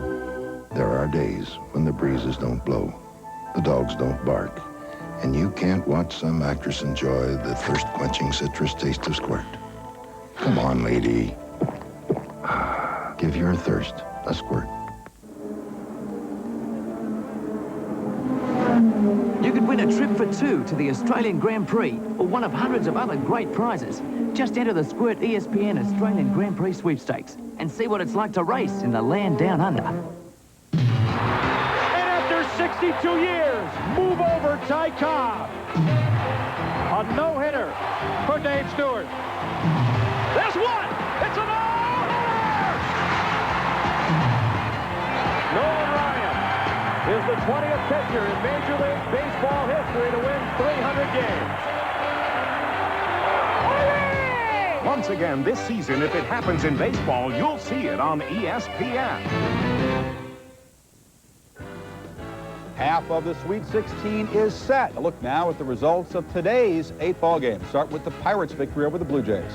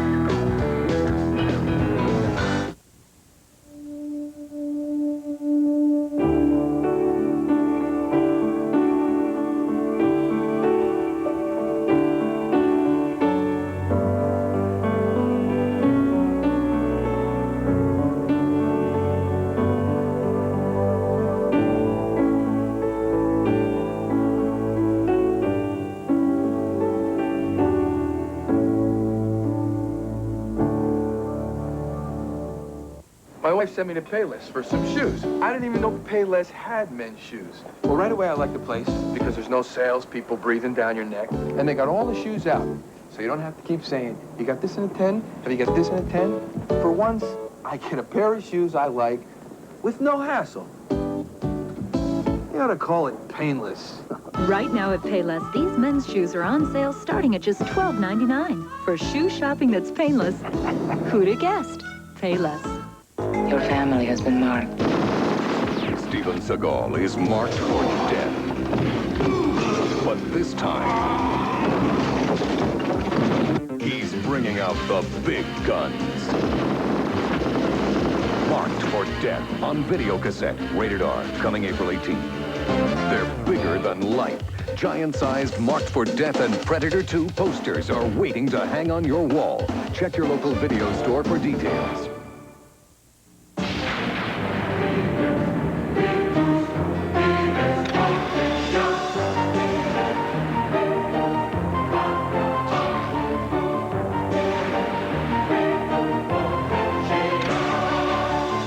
compete, you've got to be strong.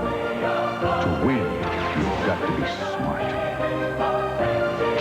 Maybe you can be one of us, the few, the proud, the Marines.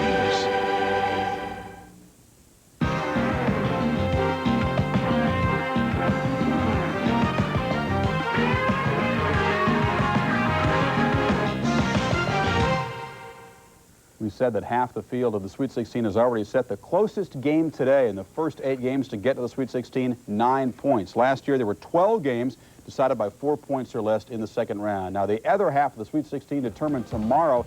These games in the East region, this has been the upset region, is Eastern Michigan and Penn State, a 12 versus a 13. Penn State, the win over UCLA, they made the Bruins look very bad. And Eastern Michigan, the 12 seed, moving on. It'll be the third team seeded 10th or lower in the Sweet 16. Temple and Connecticut are the other two. Eastern Michigan has the Thomases, Jim. They have Charles and they have Carl. Hard to tell them apart. That's right, but Penn State counters with James and Freddie Barnes. Could be a Barnes burner. Oh, that hurts. He told me to say that, and I thought I'd say, hey, listen, also they have Bruce Parkhill.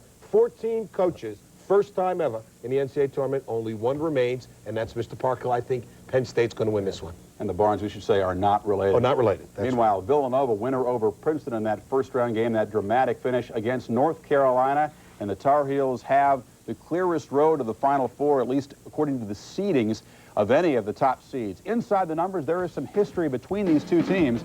The only other times, of both times, that these two teams have met in the NCAA tournament, the winner of this game has gone on to win the title. The last time in '85 when Villanova pulled off the upset over Carolina, they went on to beat Georgetown, game you remember well. What about this matchup, though, Nova against Dean Smith? I really think that when you talk about tournament games, emotion really plays a big part. Right now, Rolly Massimino has a way of motivating his people. I could just hear him in that locker room. I could hear him sitting those guys down and saying, no one's giving us a chance. We're playing the #1 seed. We're playing the Tar Heels of North Carolina. But you know what? He can't really sell that because everybody expected Villanova to be a lot better this year than 16 and 14 going to tournament time. And they have some good athletes. They have a lot of players that really achieved a great deal on a high school level, moved into the collegiate level. Forget about the chuck and duck. We're not seeing that anymore. We'll see ball control. Be an interesting matchup. I think the depth factor again, and I think that North Carolina's experience with their big three, the seniors, will be the difference. Chilcutt, Fox, and Rice. Certainly not to disagree with you, but to do it with a civil tongue, Dick, I think the situation is emotion. Hey, North Carolina should be rather emotional, too. UCLA is gone. But they're never usually emotional. Syracuse is gone. You're taking a look and say, hey, we can go to the Final Four relatively, easy road here. That's number one. Secondly, depth, I agree with you, is very important only if you get to use it. And if Villanova plays the style of ball that I think they'll play, the depth factor becomes less important. Because if you take a guy off the bench, especially a freshman, Montross, Cliff Rozier, freshmen, they come in, hey, and they can't get in the flow. That's when Dean tends to get them in, get them out. Then it's your 5 against our 5. And I do agree that Villanova, their style of ball and the way they'll play will make this a tough game. But here's where I disagree. Dean Smith never really wants to use the emotional end of it. He never coaches with that kind of emotion on the sideline. But the kids still play with emotion. They're diving, they're going into the Carolina stand. has that little passive personality. We are Carolina. We're bad. We're good. No, I played against them 27 times. If they weren't What was your emotional, record against I'm them? saying if they weren't emotional, I'm glad. Because if they'd gotten emotional, I'd never won a game. Hey, they play with emotion. I don't know anybody who plays harder. They play very hard. Very well. They play very hard. Oh, that's emotional. Yeah, but they don't have that kind of you emotion. want the high five instead of the point? Yeah, high five instead of the point. Okay. You know what I'm talking about. High five, have a little fun. I said it wasn't always civil. Meanwhile, the winner, whoever comes out of the East Region in the national semifinal game, will take on the winner out of the Southeast Regional.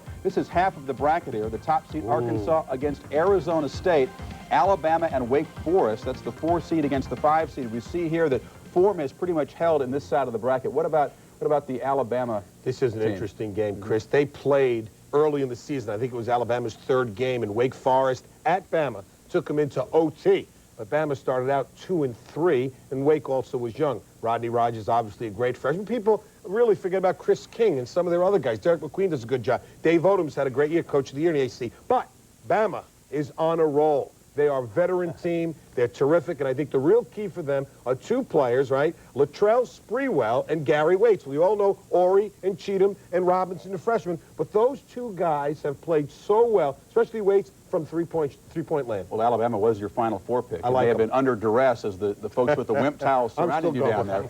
Dick, what about Arkansas against Arizona State? Your man, Bill Frieder, he's going to try to take the air out of the ball. You have to figure against the Hogs. Well, he's going to have to shorten the game a little bit because Arkansas utilizing the full 94 feet. The big question mark, Mayberry's supposedly under the weather. They think he'll be all right to play. He's one key player they can't miss because as a point guard, he's their catalyst. But they got so much more around them. We talk about Oliver Miller. Will he get in foul trouble? That's a big one because Isaac Austin is one of the most improved players in America. Big wide body for Arizona State. Jamal Faulkner, another key player. I think the key in that game is whether or not Arkansas can blow them out early. If Arizona State can get some confidence and then Frieder can control tempo a little bit, they have a shot. Not really. I look at it as 70-30 shot. Arizona State, though, great story. 2nd year, Bill Frieder is loved. They love him there. They really care about him. We're down in Ann Arbor, baby. They were booing Frieder, and all he was doing was winning and winning.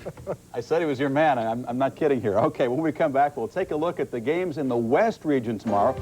And a reminder that to wrap up tomorrow's matchups, we'll have another special 64 to the Sweet 16. These 2 guys and John Saunders, 7 p.m. Eastern Time, Sunday.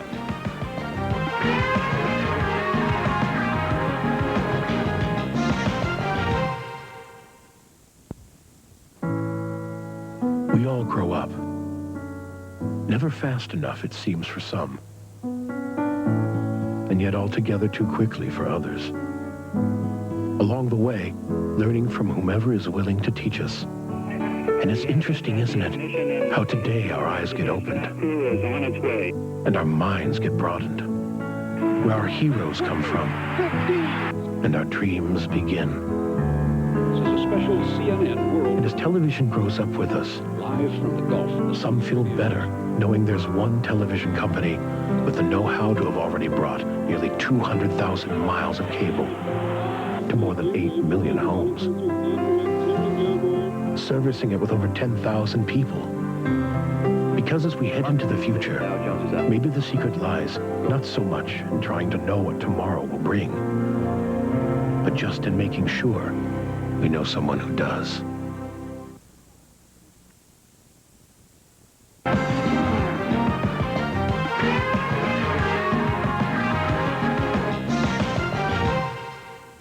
Checking the brackets now in the West region. These are games to be played tomorrow. Yeah, guess who was out there in the West? It's UNLV with the top seed taking on Georgetown, a matchup that we'll talk about a little bit later on, a very intriguing matchup.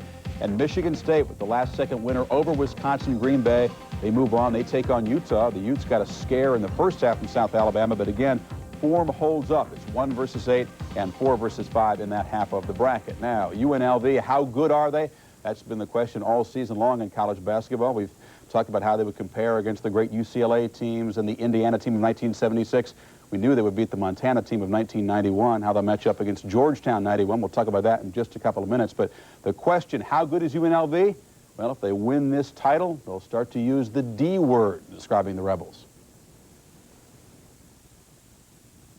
Don't rush anything now. You don't want any 4 shots and all. But don't... Destination Dynasty.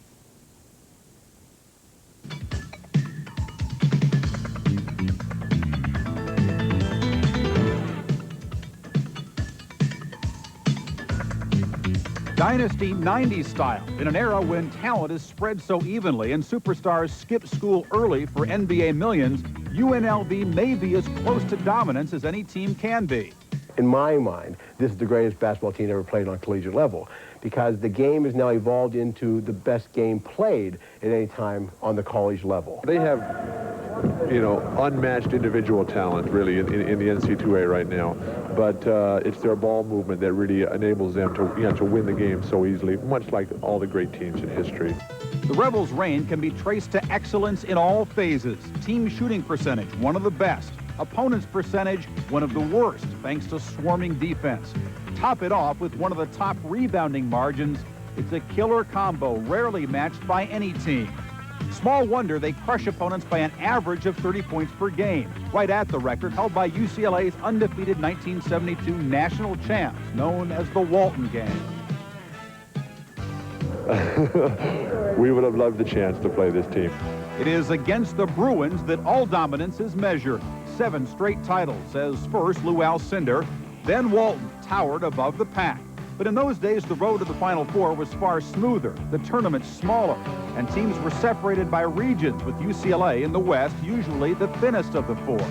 The last undefeated champ, 76 Indiana. Knights Hoosiers did not devastate like Vegas, but methodically wore down teams.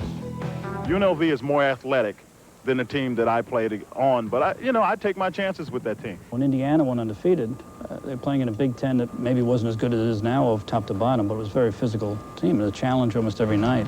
In the Big West, the Rebels are not challenged every night.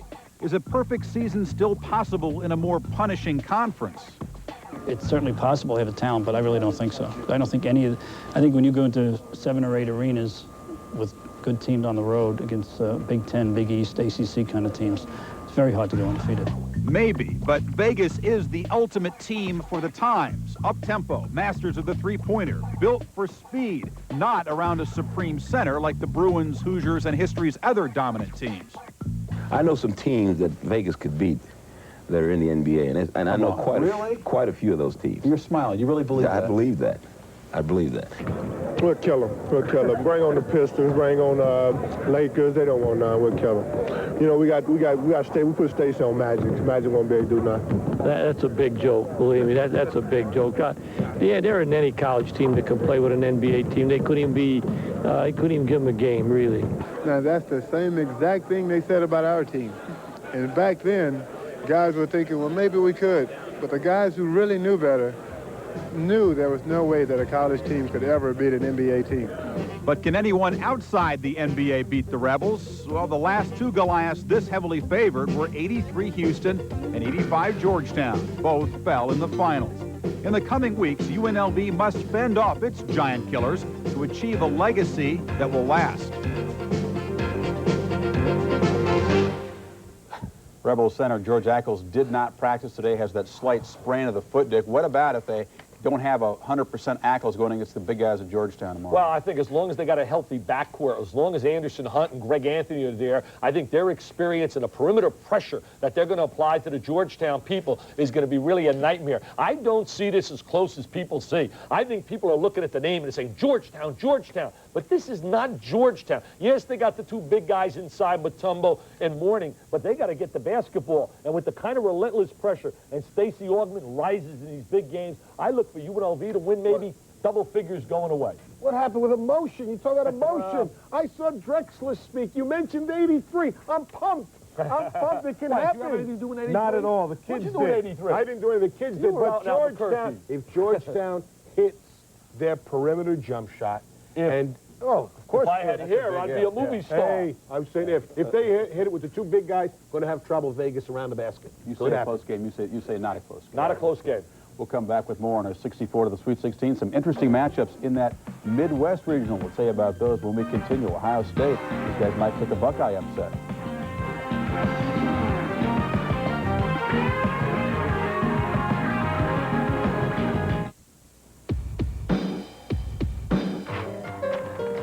never going to work. Hey, relax. Anybody can send them roses.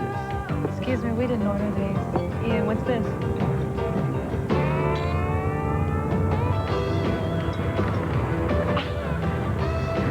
Hi. Did they really expect us to call them? I'm telling you. Hello. Nothing beats a bud.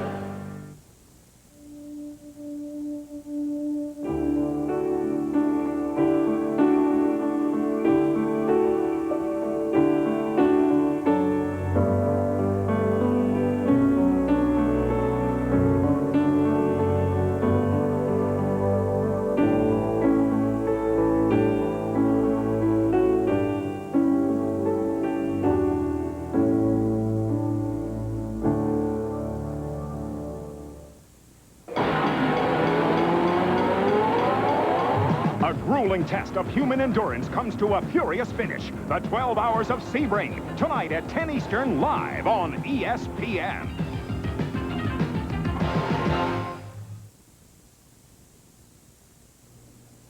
Two games tomorrow in the Midwest region. The first meeting between Ohio State and Georgia Tech since 1974. Dick, what about this? Kenny Anderson, so sensational. He can take over a game. Can he take over the Buckeyes tomorrow? Well, he's going to have an All-American kind of game. He's going to have to play sensational like he did in Game 1 to beat a hot DePaul team. I think also two key players, Mackey and Geiger. If they don't rebound, they don't get on the glass, and they allow Perry Carter and Treg Lee to sweep the glass and Jimmy Jackson to control the game, well, then it's a long day for Georgia Tech. But if Geiger and Mackey give them a solid performance and get up on the glass and neutralize their people and get the rock into the hands of Anderson, a little shake and bake, oh, it'll be nervous time for the people in Columbus, Ohio. Winner there plays Texas or St. John's. These teams have never met before. Yeah, but the coaches have, and I think that's the real plus for Tommy Penders, because Luke Carnesecca's style of ball, hey, he just is so solid on the half court offensively, defensively, likes to control tempo. Tommy Penders really likes to go up and down, so a coach who hasn't played against another coach who plays that style might be a disadvantage. Not so Tommy Penders. They're going to do a great job on the boards, and Texas, I think, is going to have a tremendous afternoon. Trying to go back to the Sweet 16 for the second straight year. That bracket very strong. The seedings have held up. We'll come back with more in just a minute. In the meantime, a check of Saturday's stars, the top scorers from the 8 second-round games today.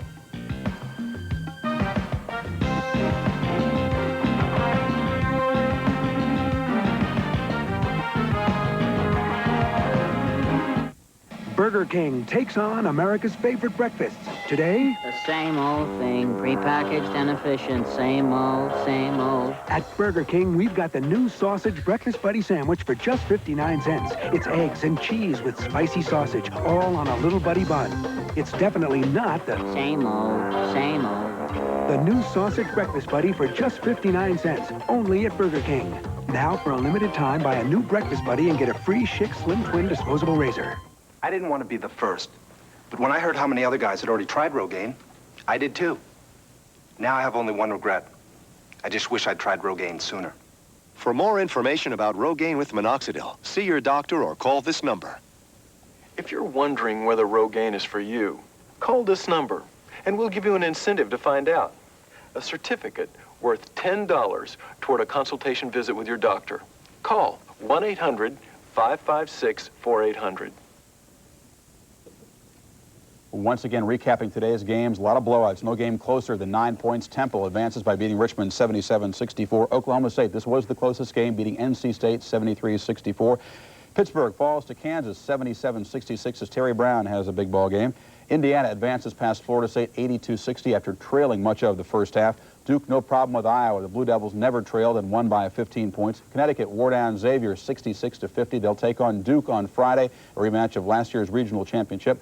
And Arizona beat BYU 76-61 as the big freshman fouled out for BYU. And finally, Seton Hall beat Creighton 81-69. They move on and they'll take on Arizona on Thursday. Dick, your final thoughts from day one of the round going to the Sweet 16? Well, I think you look tomorrow and you think about the East. I think it's the weakest region of them all. And I think if North Carolina gets by Villanova, which I anticipate they will in a tough battle, I think it's on to the Final Four. I think that it's Lock City. I think Uncle Dino got himself a tremendous break there. When you look at all the seeds that have been beaten, you see in that region, UCLA goes bye-bye. You see Syracuse going bye-bye. North Carolina, it's right there. Dean hasn't been back there for many a year. This is the year. And if he doesn't get back, I could hear some people still screaming, what's happening in Chapel Hill? But the other regions have not been the upset regions, pretty much according to form. Yeah, now Dean's in trouble. Well, I figured you were going to get that job. Oh, you're going to go there. I think the NCAA tournament has a rhythm. It has a rhythm. I think most of the upsets take place in that very first round,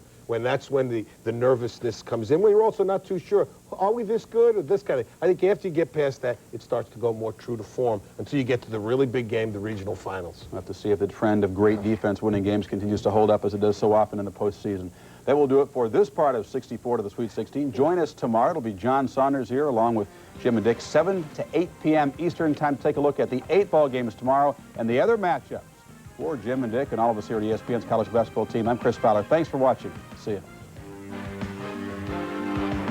This NCAA Tournament Special, 64 to Sweet 16, was brought to you by the Upjohn Company. If you're concerned about hair loss, see your doctor.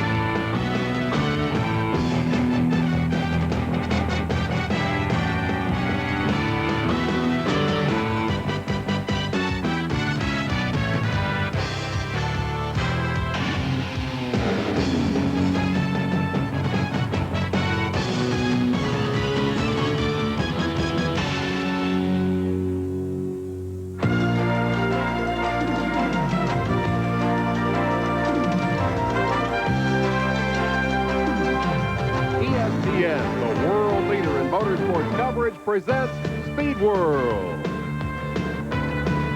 Nissan bringing you the 12 hours of Sebring. ESPN is live in Florida for the dramatic conclusion of this 12-hour grind. IMSA Camel GT Round 3 for 1991. The 12 hours of Sebring, 39th running of the big race. And we have word at this 11th hour, literally, that the leader of the race has indeed stopped on the course. And this came just moments ago, and we'll attempt to confirm that for you. This is Dave Despain, trackside, along with David Hobbs, Gary Lee, and standing by down on the pits, and that should be car number 84. It has been a Nissan battle here for first and second through the late hours of this race. The lead changed just 20 minutes ago between the two team cars, but now the 84 car has stalled on course and is being pushed back toward the pits, or perhaps trying to refire that car. A dramatic development, David. It appears that Nissan is going to win this race. Still very much a question which one it will be. Well, you probably think they're going to win it, but that Porsche of Bob Wallach keeps on sneaking up on these guys, and he'll certainly be in a position to take over second spot. He was only 2 laps behind just a few minutes ago. Obviously, they're trying to push that car to start now. Let's go down trackside to Gary Lee. I believe he's with Derek Daly. Perhaps he has more on this story. Well, things have certainly changed drastically in the last few minutes. First, Irish eyes are smiling right now because you said your parents are watching live in Ireland, where it's St. Patty's Day. Yes, we had a good St. Patty's Day the last time, so happy St. Patrick's Day again. Everything is going well here. We don't know what has happened to your other Nissan, Chip Robinson, stalled on the racetrack right now, but let's go back about 30 minutes or so. You were in the car. You had a problem on the racetrack and almost cost you the victory. We really did. Just before the full course yellow about an hour ago, I started jumping out of second and third gear. And I began to hold it in, and periodically, maybe 3 or 4 times a lap, it would jump out. I was going through turn 3. I popped out of second gear. I immediately drifted onto the wet patch, spun, and broke the rear wing. So I actually handed the car back to Jeff, 1 lap down. So, I mean, can you imagine how things change? But when you came in, turned the car over, you also changed to the full rain tires. We have documented throughout the day that we've had 3 different types of tires, the rain, the intermediate rain, and also the slick. You changed back, then Chip came in and changed the full rain tire. Right, we monitored each other's cars.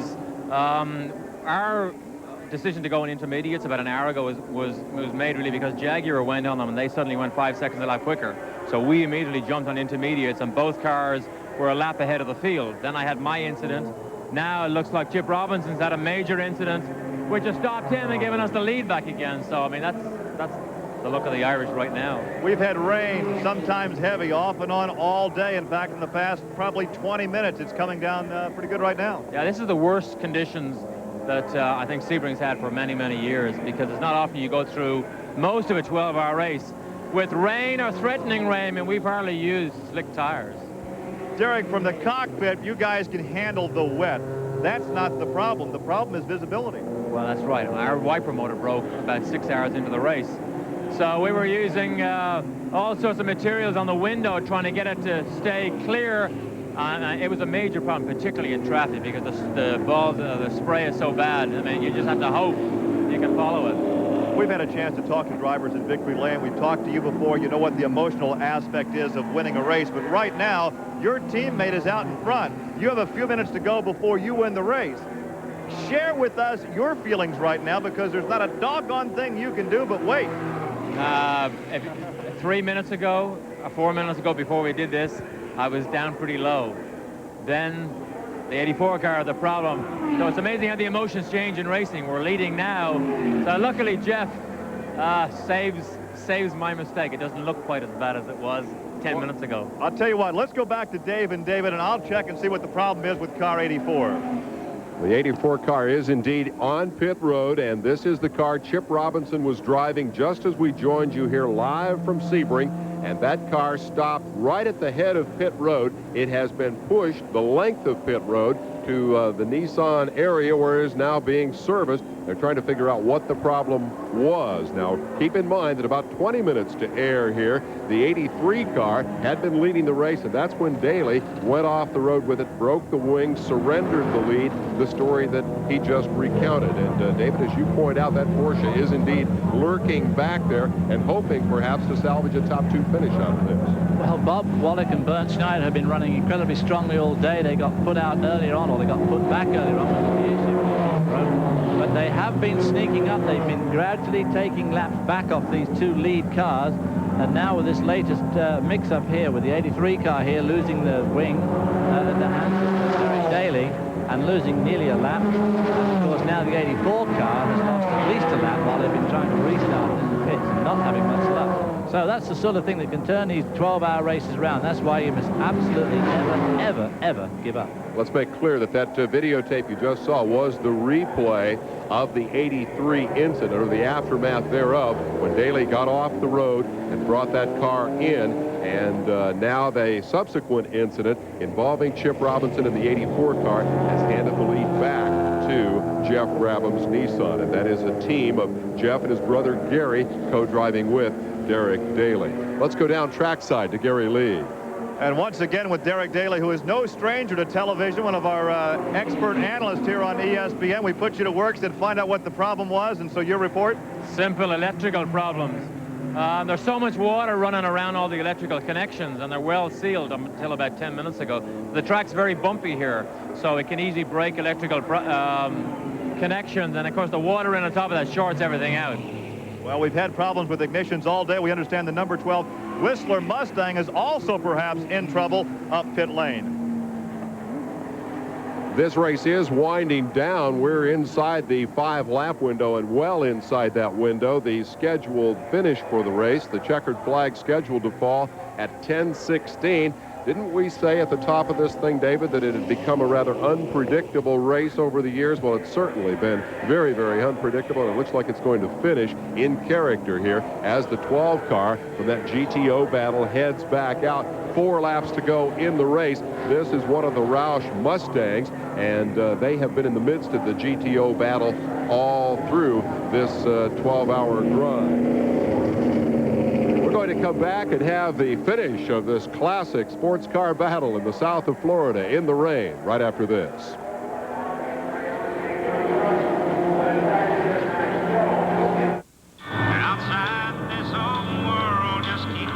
Randy Travis, he's the best. Still the real things are. What a voice. Hello. Hi. When you found the real thing. Think he's as cute in person? Uh-huh. What I wouldn't give to meet a guy like him. Hey, Julie, want to ring up this Coca-Cola Classic?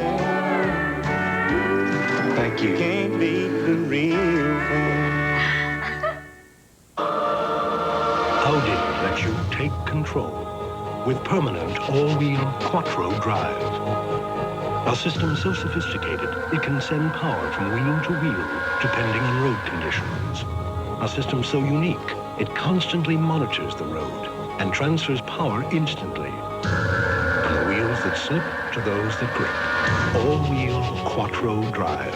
One more way I'll give you. Let you take control. Nissan bringing you the 12 hours of Sebring from Sebring, Florida. And what a 12 hours it has been. Lots of live excitement here on ESPN on this Saturday afternoon and Saturday evening. All brought to you by the Coca-Cola Company and your local Coca-Cola bottler. By Yokohama Tires and by Quaker State, the Big Q, One Tough Motor Oil. And as this race winds down, the rain has picked up once again. It's the third serious rain of the day. We had rain early in the morning, and the race started in marginal conditions. Here we have fire and rain. Now this is, I believe, off in the spectator area. This is not a race car. Yeah, you can see some of the scaffolding in the background, and it looks like a spectator encampment is going up in flames. It looks like the whole thing's going up in flames. This is sort of a Sebring tradition. For many, many years here, they allowed campfires, and the smoke would literally fill this place and make it very difficult to drive through the night. They've banned the fires. I think this one is not intentional. Let's go back to pit road and Marty Reed.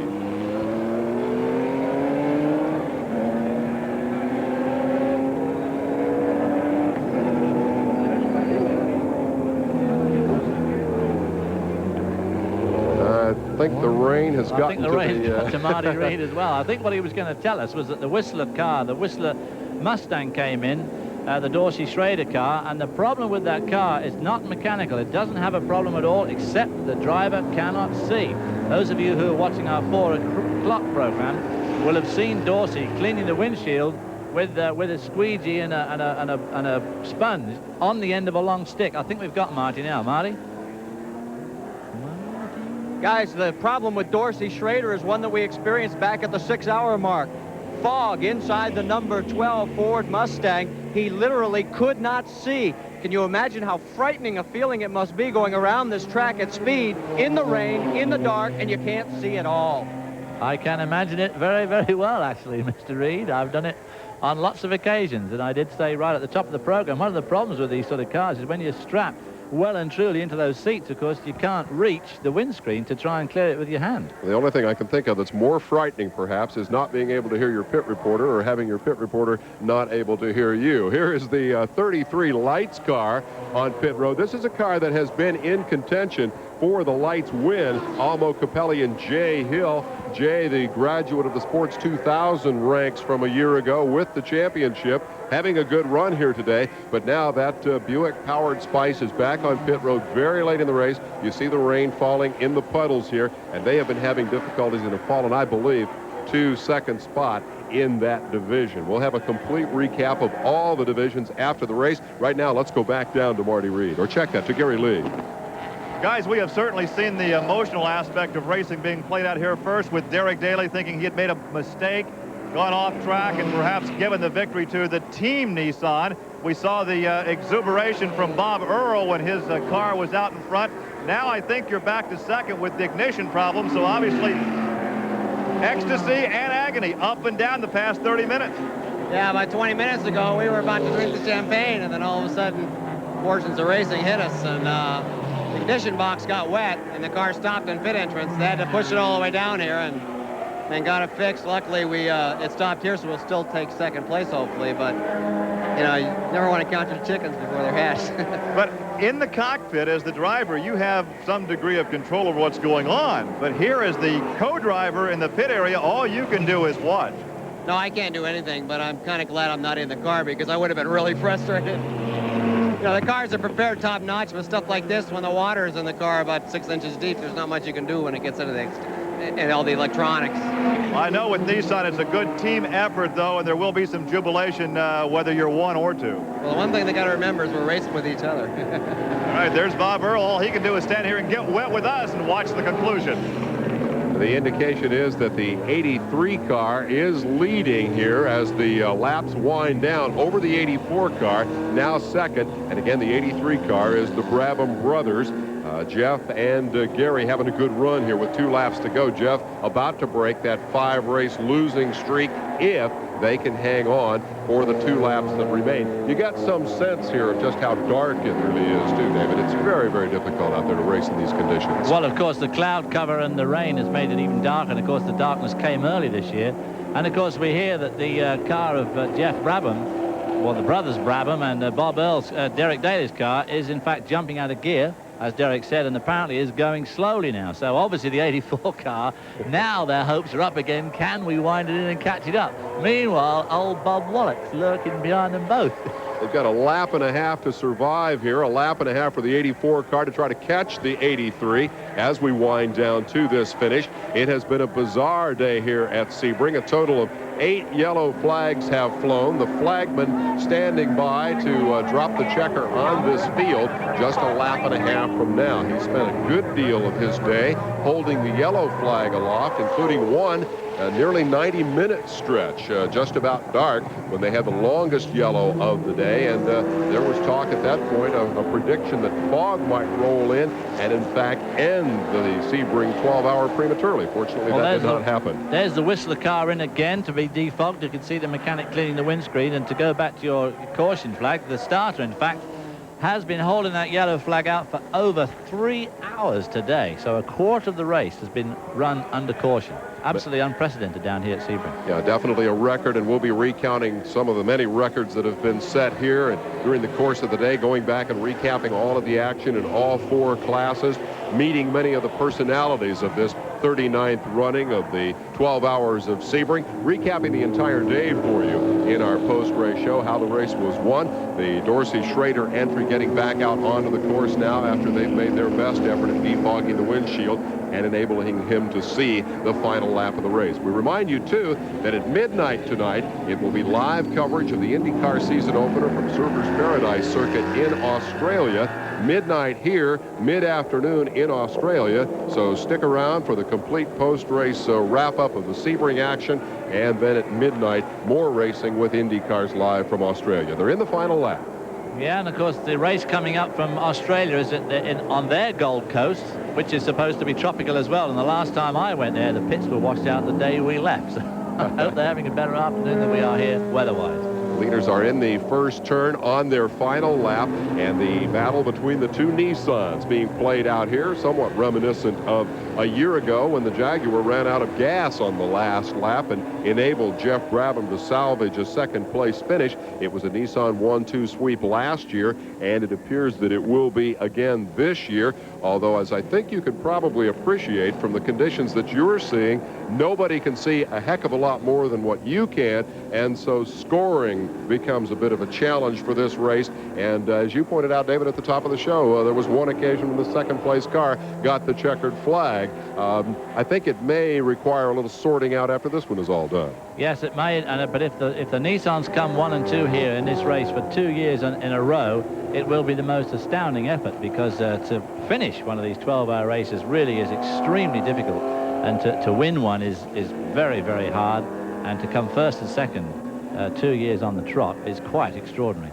And, of course, they had indeed won it the year before, not a sweep, but this would be the 3rd straight year for a Nissan victory. And that, I think, is doubly remarkable given the fact that prior to coming here, that car had run only 1 endurance race.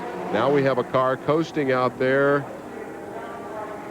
48, I believe, is the Acura, number on that car. That would be the Acura that has been such a big part of the story here. Now, he is on the front straightaway. He's on the start-finish straightaway, but he's on the racetrack side of the pit wall. That wall you see there with the American flag is the pit wall, and the pits are behind him, and that's obviously not where he wants to be right now. Is he going to stop just shy of the line, one imagines, and then if necessary, crank it over the line on the starter motor when the flag falls? Because if he goes past that line and gets stranded out on the circuit, that last lap won't count. The goal for that team is to try to complete 70% of the laps in the race, because they were out for more than 2 hours with a gearbox problem. What we're looking at now is the long backstretch here at Sebring. This racetrack comprised in part of old airport runways. That is the leader, I believe, flashing his lights in celebration of the final lap of the race here as he moves down the backstretch. And there you see the stopped car, and this should be the checkered flag coming out momentarily. You see the starter looking, indeed trying to pick out the winning car, and there it is. The 12 hours of Sebring is over. Nissan have won it, sweeping the top 2 spots. It's been quite a day, and we're going to wrap up the entire story for you, recap the action here as best we can here in the darkness and the rain. We're going to take you back to the daylight hours and show you all the things that brought it to this moment when Jeff Brabham wins the 39th running of the 12 hours of Sebring and breaks a 5-race losing streak and demonstrates, David, that he is indeed still the top cat in this form of competition. Well, he certainly is, and of course his brother, his first time ever in a GTP car. I mean, talk about a baptism by fire, one of the worst conditions I've ever seen in an endurance race, and Gary just jumped in that car on Thursday afternoon and was up to speed almost immediately. Never driven a GTP car before. Driven a lot of powerful machinery, very, very well in British Formula 3 and Formula 3000 championships, but obviously really kept his end of the driving team up today. I think we need to make clear for those who were tuned in on our 4 o'clock show that indeed it was Big Brother Jeff who took the long spin and slide in the rain and got that car off course. It was not Gary, as had been reported to us at that time. Your winner is on his lap of honor here at Sebring, and a well-earned honor indeed. In the most difficult conditions perhaps in the history of this race, Jeff Brabham has won it. The Nissans have swept, and we're going to come back and have the entire story for you as you review the top 5. We'll be right back.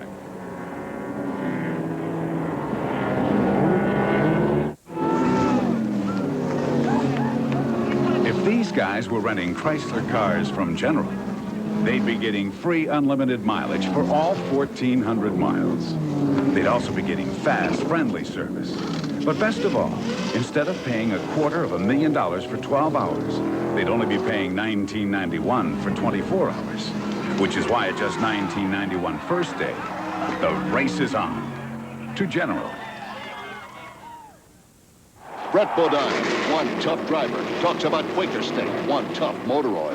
At North Wilkesboro, that Carolina asphalt was hot enough to fry our King Racing Buick. Our engine was running hot, 240 degrees, and I had to keep